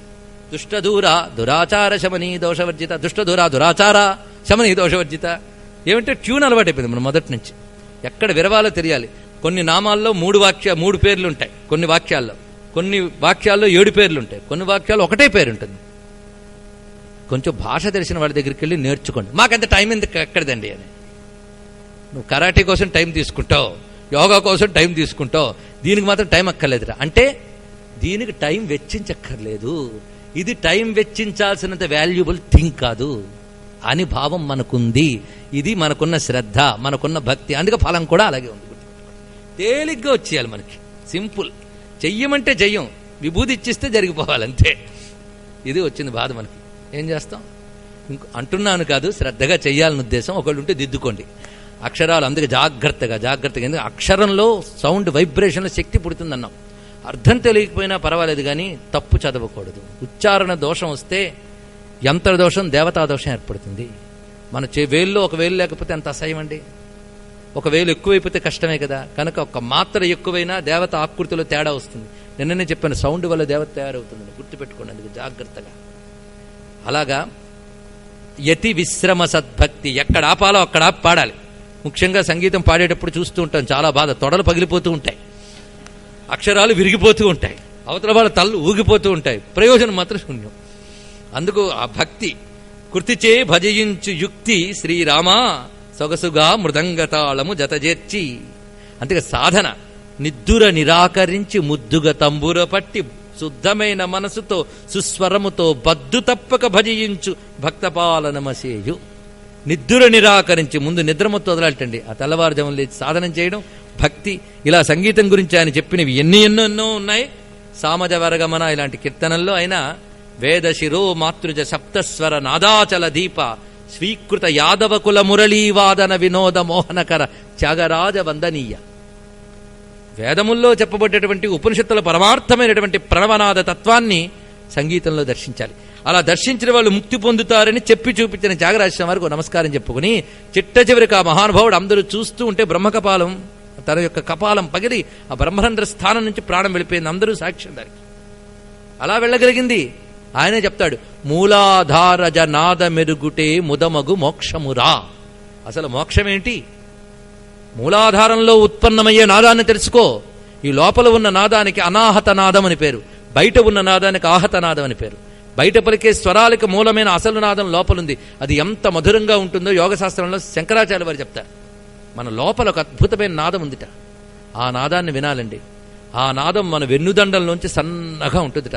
అది వినాలంటే ఎప్పుడైనా సైలెంట్గా ఉంటేనా? ఒక్క మాట విన సైలెన్స్ సైలెన్స్ సైలెన్స్ అని అరుస్తారే మా ఇక్కడికి వచ్చి సుందరం గారు.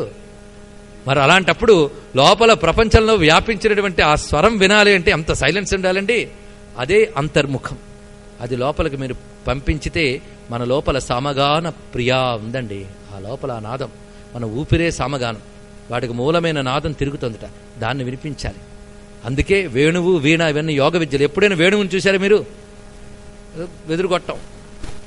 మీరు ఎప్పుడైనా పరిశీలించండి. దాని సరిగ్గా 7 రంధ్రాలు ఉంటాయి. అటు 6 అదొకటి. మరొక రకమైన వేణువు ఉంది. నా అదృష్టవశాత్తు పండిట్ హరిప్రసాద్ చౌరసియా గారి వేణువుని చూడగలిగాను. ఆయన దగ్గర ఉన్న వేణువుల్లో 7 రంధ్రాలు ఉన్నవి, 9 రంధ్రాలు ఉన్నవి. 2 వెరైటీస్. 9 రంధ్రాలు ఏమిటో మీకు తెలుసు. 7 రంధ్రాలు. సరిగ్గా ఒక రంధ్రం పైన ఉంటుంది, మిగిలిన 6 ఇటు ఉంటాయి. ఈ రంధ్రం నుంచి మెయిన్ వెళుతూ ఉంటుంది, నొక్కుతూ ఉంటారు. ఈ మెయిన్ రంధ్రం బ్రహ్మరంధ్రం. మిగిలిన 6 ఆజ్ఞ, విశుద్ధ, అనాహత, మణిపూర, స్వాధిష్టాన, మూలాధార. వీటిల్లోంచి ప్రాణశక్తి నిరంతరం ప్రసరిస్తూ ఉంటేనే వేణువు పలుకుతుంది. మన శరీరం అనే వేణువులోంచి పరమేశ్వరుడు నిత్యం నాదశక్తిని ఊదితేనే మన బ్రతుకు కదులుతుంది. అర్థమైందా? మన లోపల ప్రాణమనే వేణునాదం వినిపిస్తున్నాడు భగవంతుడు. అదే కృష్ణుడి వేణుగానాన్ని ఊదడం అంటే మన వెన్నుదండంలో ప్రాణగానాన్ని ఊదడం. ఇది రహస్యం. అందుకు అది చూడాలి. అది చూడ్డానికి మనం కృష్ణుడిని ఉపాసిస్తున్నాం, విష్ణు సరస్వతిని ఉపాసిస్తున్నాం, దక్షిణామూర్తిని ఉపాసిస్తున్నాం. నీ లోపల పలికే మ్యూజిక్ ఒక రిథమిక్గా కలిగే మ్యూజిక్. నీ ఊపిరిలో రిథం ఉందా లేదా? ఆ రిథమిక్గా కలిగే ఆ ఊపిరి యొక్క ప్రాణం యొక్క సంగీత నాదాన్ని విను. వేణువు పాడుతుంటే భలే వేణువు కచేరీ చేసింది అంటావా? వేణువా కచేరీ చేసింది? దానిలో ఊదిన వాడు కచేరీ చేశాడు. అలాగే నీ శరీరం అనేటువంటి వెన్నుదండం అనే వేణువులో ఎంత చక్కటి ప్రాణశక్తి ఉందనుకుంటున్నావు, కానీ ప్రాణశక్తి అనే గానశక్తిని ఊదిన కృష్ణుణ్ణి తెలుసుకో. అది చెప్తున్నాడు. అదే గ్రహించవలసినది. ఆ తత్వాన్ని గ్రహించడానికి నాదాపోసన. అది మూలాధారజ నాద మెరుగుటే ముదమగు మోక్షమురా. అనడంలో ఎంత రహస్యం ఉందండి త్యాగరాజస్వామి వారు చెప్పిన మాటలో. అందుకే స్వీకృత యాదవ కుల మురళీవాదన వినోద మోహనకర త్యాగరాజ వందనీయ సామజవరగమన. సామజవరగమన పాట చాలా మందికి తెలుసు సినిమా వాళ్ళ దయ వల్ల. ఎందుకంటే వాళ్ళు అసలు పాటలు చెప్పకపోయినా అసలు మహానుభావుడి కీర్తనని ధ్వంసం చేయడంలో వాళ్ళు నెంబర్ 1. ఎందుకంటే అద్భుతమైన ఆ కీర్తనలు తీసుకొచ్చి క్షుద్రమైనటువంటి సినీ నాయకుల మధ్య పాటలుగా డ్యూయెట్లుగా పెట్టడం వల్ల వాటి ఉదాత్తమైన భావన పోతుంది. సొగసు చూడ తరమా లాంటి గొప్ప కీర్తనలు కూడా అలా చేశారు. ఉద్ధరిస్తున్నారో భ్రంశం చేస్తున్నారో తెలియదు. ఏమైనా సామజవర్గమన అంటే ఇది ఒక్కడు మాకు తెలిసి చెప్పారండి అని మీరు అనుకోవడానికి అవకాశం వచ్చింది.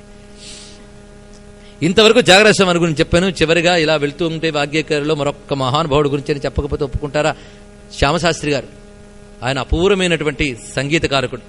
ఈయనంత విస్తారమైన సాహిత్యం లేకపోవచ్చు, రాసినవి కొద్ది పాటలే కావచ్చు, కానీ ఆయన కాంపోజిషన్లో ఉన్నటువంటి నాదశక్తి చాలా అద్భుతం. ఆ పాడుతూ ఉంటే తెలుస్తుంది. సాహిత్యంలో పెద్ద చెప్పుకోదగ్గ సాహిత్యం ఏం లేదనిపిస్తుంది, కానీ ఆర్తితో పలికే చిన్న పలుకు కూడా అంత చక్కటి సంగీతంతో కలిపి గొప్ప కంపోజిటర్గా మిగిల్చింది. ఆయన కీర్తనలో కొన్ని రోగాలు పోగొడతాయి. దురుసుగా కృపజూచి సంతత మరోగ దృఢ శరీరముగ సలుపునను అని కీర్తన. ఆ దురుసుగా కృపజూచి అనే మాట అంటాడు ఆయన అమ్మవారితో. ఆయన కామాక్షిదేవి భక్తుడు. ఆయన బంగారు కామాక్షిని ఉపాసించారు ఆయన.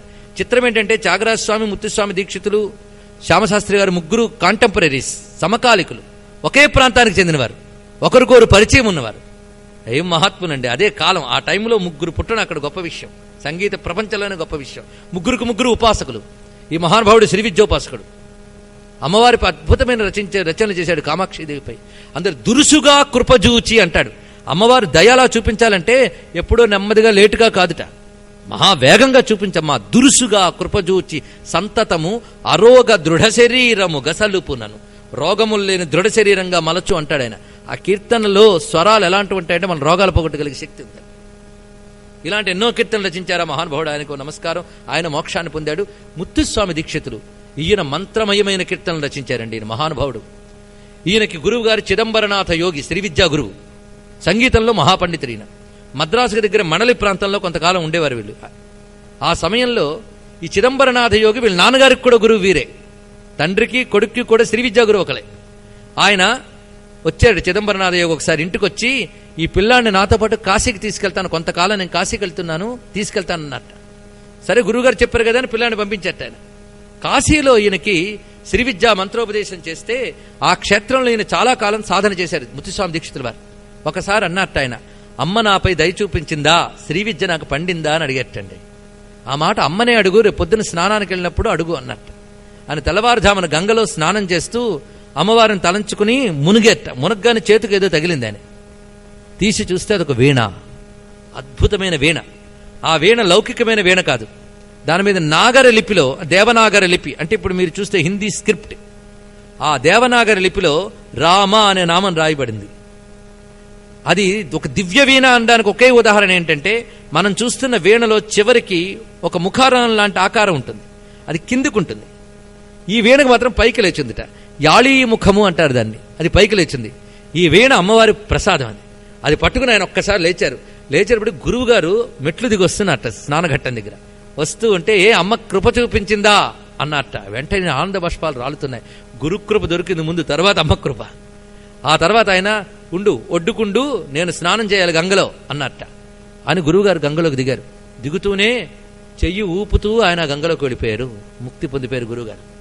తర్వాత ఆయన గురువు చెప్పిన సూచన ప్రకారంగానే తిరిగి తన యొక్క ప్రాంతానికి వచ్చేశారు. కాశీ నుంచి వస్తూ మనలికి చేరారు.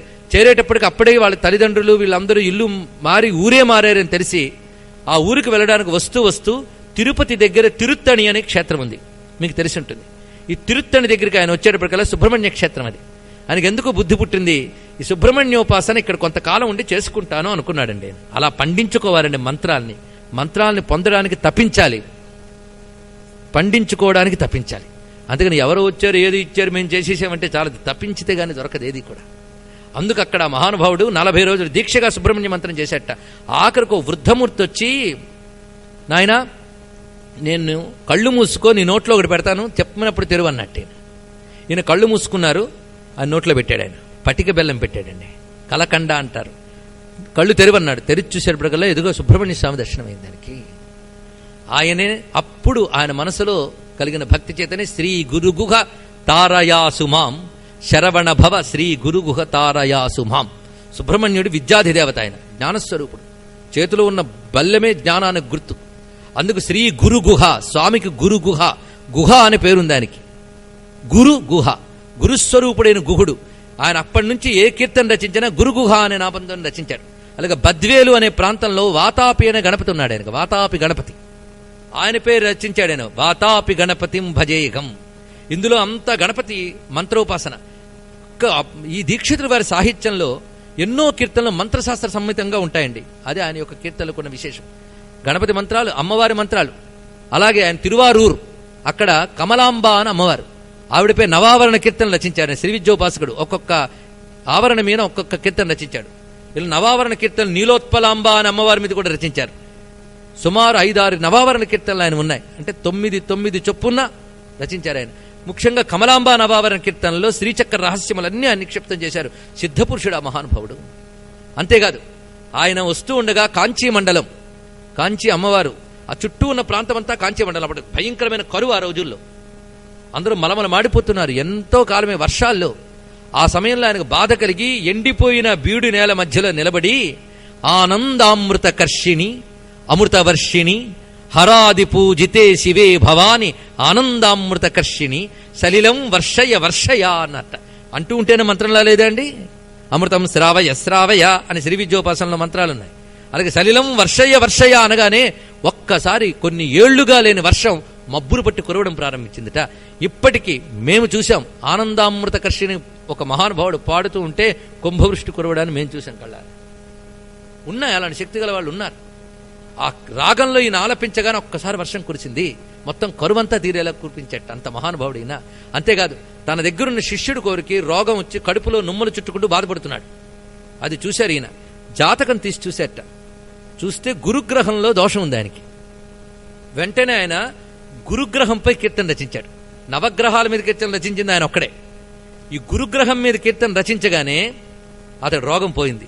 ఆ పాట అతను పాడాడు, రోగం పోయింది. దాని తర్వాత ఆ శిష్యుడు కోరిక మీద మొత్తం 9 గ్రహాల మీద కూడా ఆయన కీర్తన రచించాడు. అంటే గ్రహాలకి రాగాలకి రోగాలు పోవడానికి లింక్ ఉంటుందని చెప్పడానికి మాట చెప్తున్నా. ఆయన సౌరాష్ట్ర రాగంలో సూర్యుడి మీద కీర్తన రచించాడు. సూర్యమూర్తే సుందర ఛాయాధిపతే అనే కీర్తనలో సౌరాష్ట్ర రాగంలో అత్యద్భుత కీర్తన రచించాడు ఆయన. ఏ దేవతకి ఏ రాగం పెట్టాలి, ఏ మంత్రానికి ఏ గ్రహానికి, అదొకటి ఉందండి శాస్త్రం, అది ఆయనకు తెలుసు. ఆయన రచించినటువంటి కీర్తనలు విని రోగాలు పోగొట్టుకుంటున్న వాళ్ళు ఇప్పుడున్నారు మీకు. మద్రాసులో ఆయన కీర్తనల మీద ఒక ఫౌండేషన్ని ఏర్పాటు చేసి పరిశోధిస్తున్న వాళ్ళు ఉన్నారు. కొంతకాలం క్రితం ఇక్కడ ఎకనామిక్ టైమ్స్ మ్యాగజైన్లో ఒక అద్భుతమైన న్యూస్ పడింది. హెపటైటిస్ బితో బాధపడుతున్న ఒకడికి ఈ గురుగ్రహ కీర్తన ఇచ్చేట. అంటే ఏ రోగం ఏ గ్రహం వల్ల లోపం వల్ల వస్తుందో కూడా ఉంది. ఆ గురుగ్రహ కీర్తనని అతడు క్రమం తప్పకుండా ప్రతిరోజు స్నానం చేసి ఆ గురుగ్రహ కీర్తన వినడం మొదలుపెట్టే, కేవలం సీడీలోనే. అయితే వినాలంటే ఏదో అక్కడ కీర్తన పెట్టేసి నోట్లో బ్రష్ పెట్టుకుని వినడం కాదు. దాన్ని నువ్వు సాధనగా అక్కడ కూర్చొని జపం చేస్తున్నట్టుగా సాధన చేస్తూ ఉంటే చిత్రంగా ఈ గురువారం ప్రారంభించి నెక్స్ట్ గురువారం వరకు వారం రోజులు విన్నాడు. వారం రోజుల కన్నా మొత్తం రోగం పోయింది. ఎక్స్పీరియన్స్ ఇది. ఇలా మొత్తం నవగ్రహ కీర్తన ద్వారా గ్రహదోషాలు పోగొట్టుకున్న వాళ్ళ గురించి, అలాగే ఆయన రచించిన, ఎందుకంటే ప్రతి కీర్తన మంత్రశాస్త్రంతో రచించాడు ఆయన. రాగం, మంత్రశాస్త్రం, స్వరం, ఉపాసన, ఇంత బలం ఉంది గనక అంత విశేషాన్ని ముత్తుస్వామి దీక్షితులు సాధించారు. చిట్ట చివరికి ఆ మహానుభావుడు ఆఖరి రోజున, ఆయన జీవితంలో ఆఖరి రోజు, ఎట్టయాపురం రాజు వచ్చి నా దగ్గర ఉన్నటువంటి ఏనుగుల్లో ఒక ఏనుగు తన జట్టు నుంచి విడిపోయి గట్టిగా అరుస్తోంది, ఏంటో ఉపద్రవం వస్తున్నట్టు అనిపించింది, మీరు మహోపాసకులు కనుక మీకు చెప్పానంటే నీకు నీ రాజ్యానికి ఏం ప్రమాదం లేదు, నువ్వు వెళ్ళిపో అన్నట్టు. తర్వాత ఈయన ధ్యానంలో కూర్చుని శిష్యులందరినీ పిలిచి ఏహి ముదం మే దేహి కామాక్షి మీనాక్షి అనే కీర్తన పాడమని చెప్పారటండి. ఇది ఆయన ఎప్పుడో రచించిన కీర్తన. అందరూ పాడుతుంటే ఈయన పాడుతున్నారు. మధ్యలో మీనలోచని పాశమోచని భవపాశమోచని అని పాడుతున్నారు ఆయన. సరిగ్గా మీనలోచని పాశమోచని భవపాశమోచని అంటూ ఉండగానే ఆయన బ్రహ్మరంధ్రం విడి ముక్తి పొందిపోయాడు. అందరూ చూస్తూ ఉండగా కీర్తన జరిగి. ఇందులో రహస్యం ఏంటంటే ఒక్కొక్క స్వరానికి ఒక్కొక్క జంతువుకి కూడా సంబంధం ఉందిట.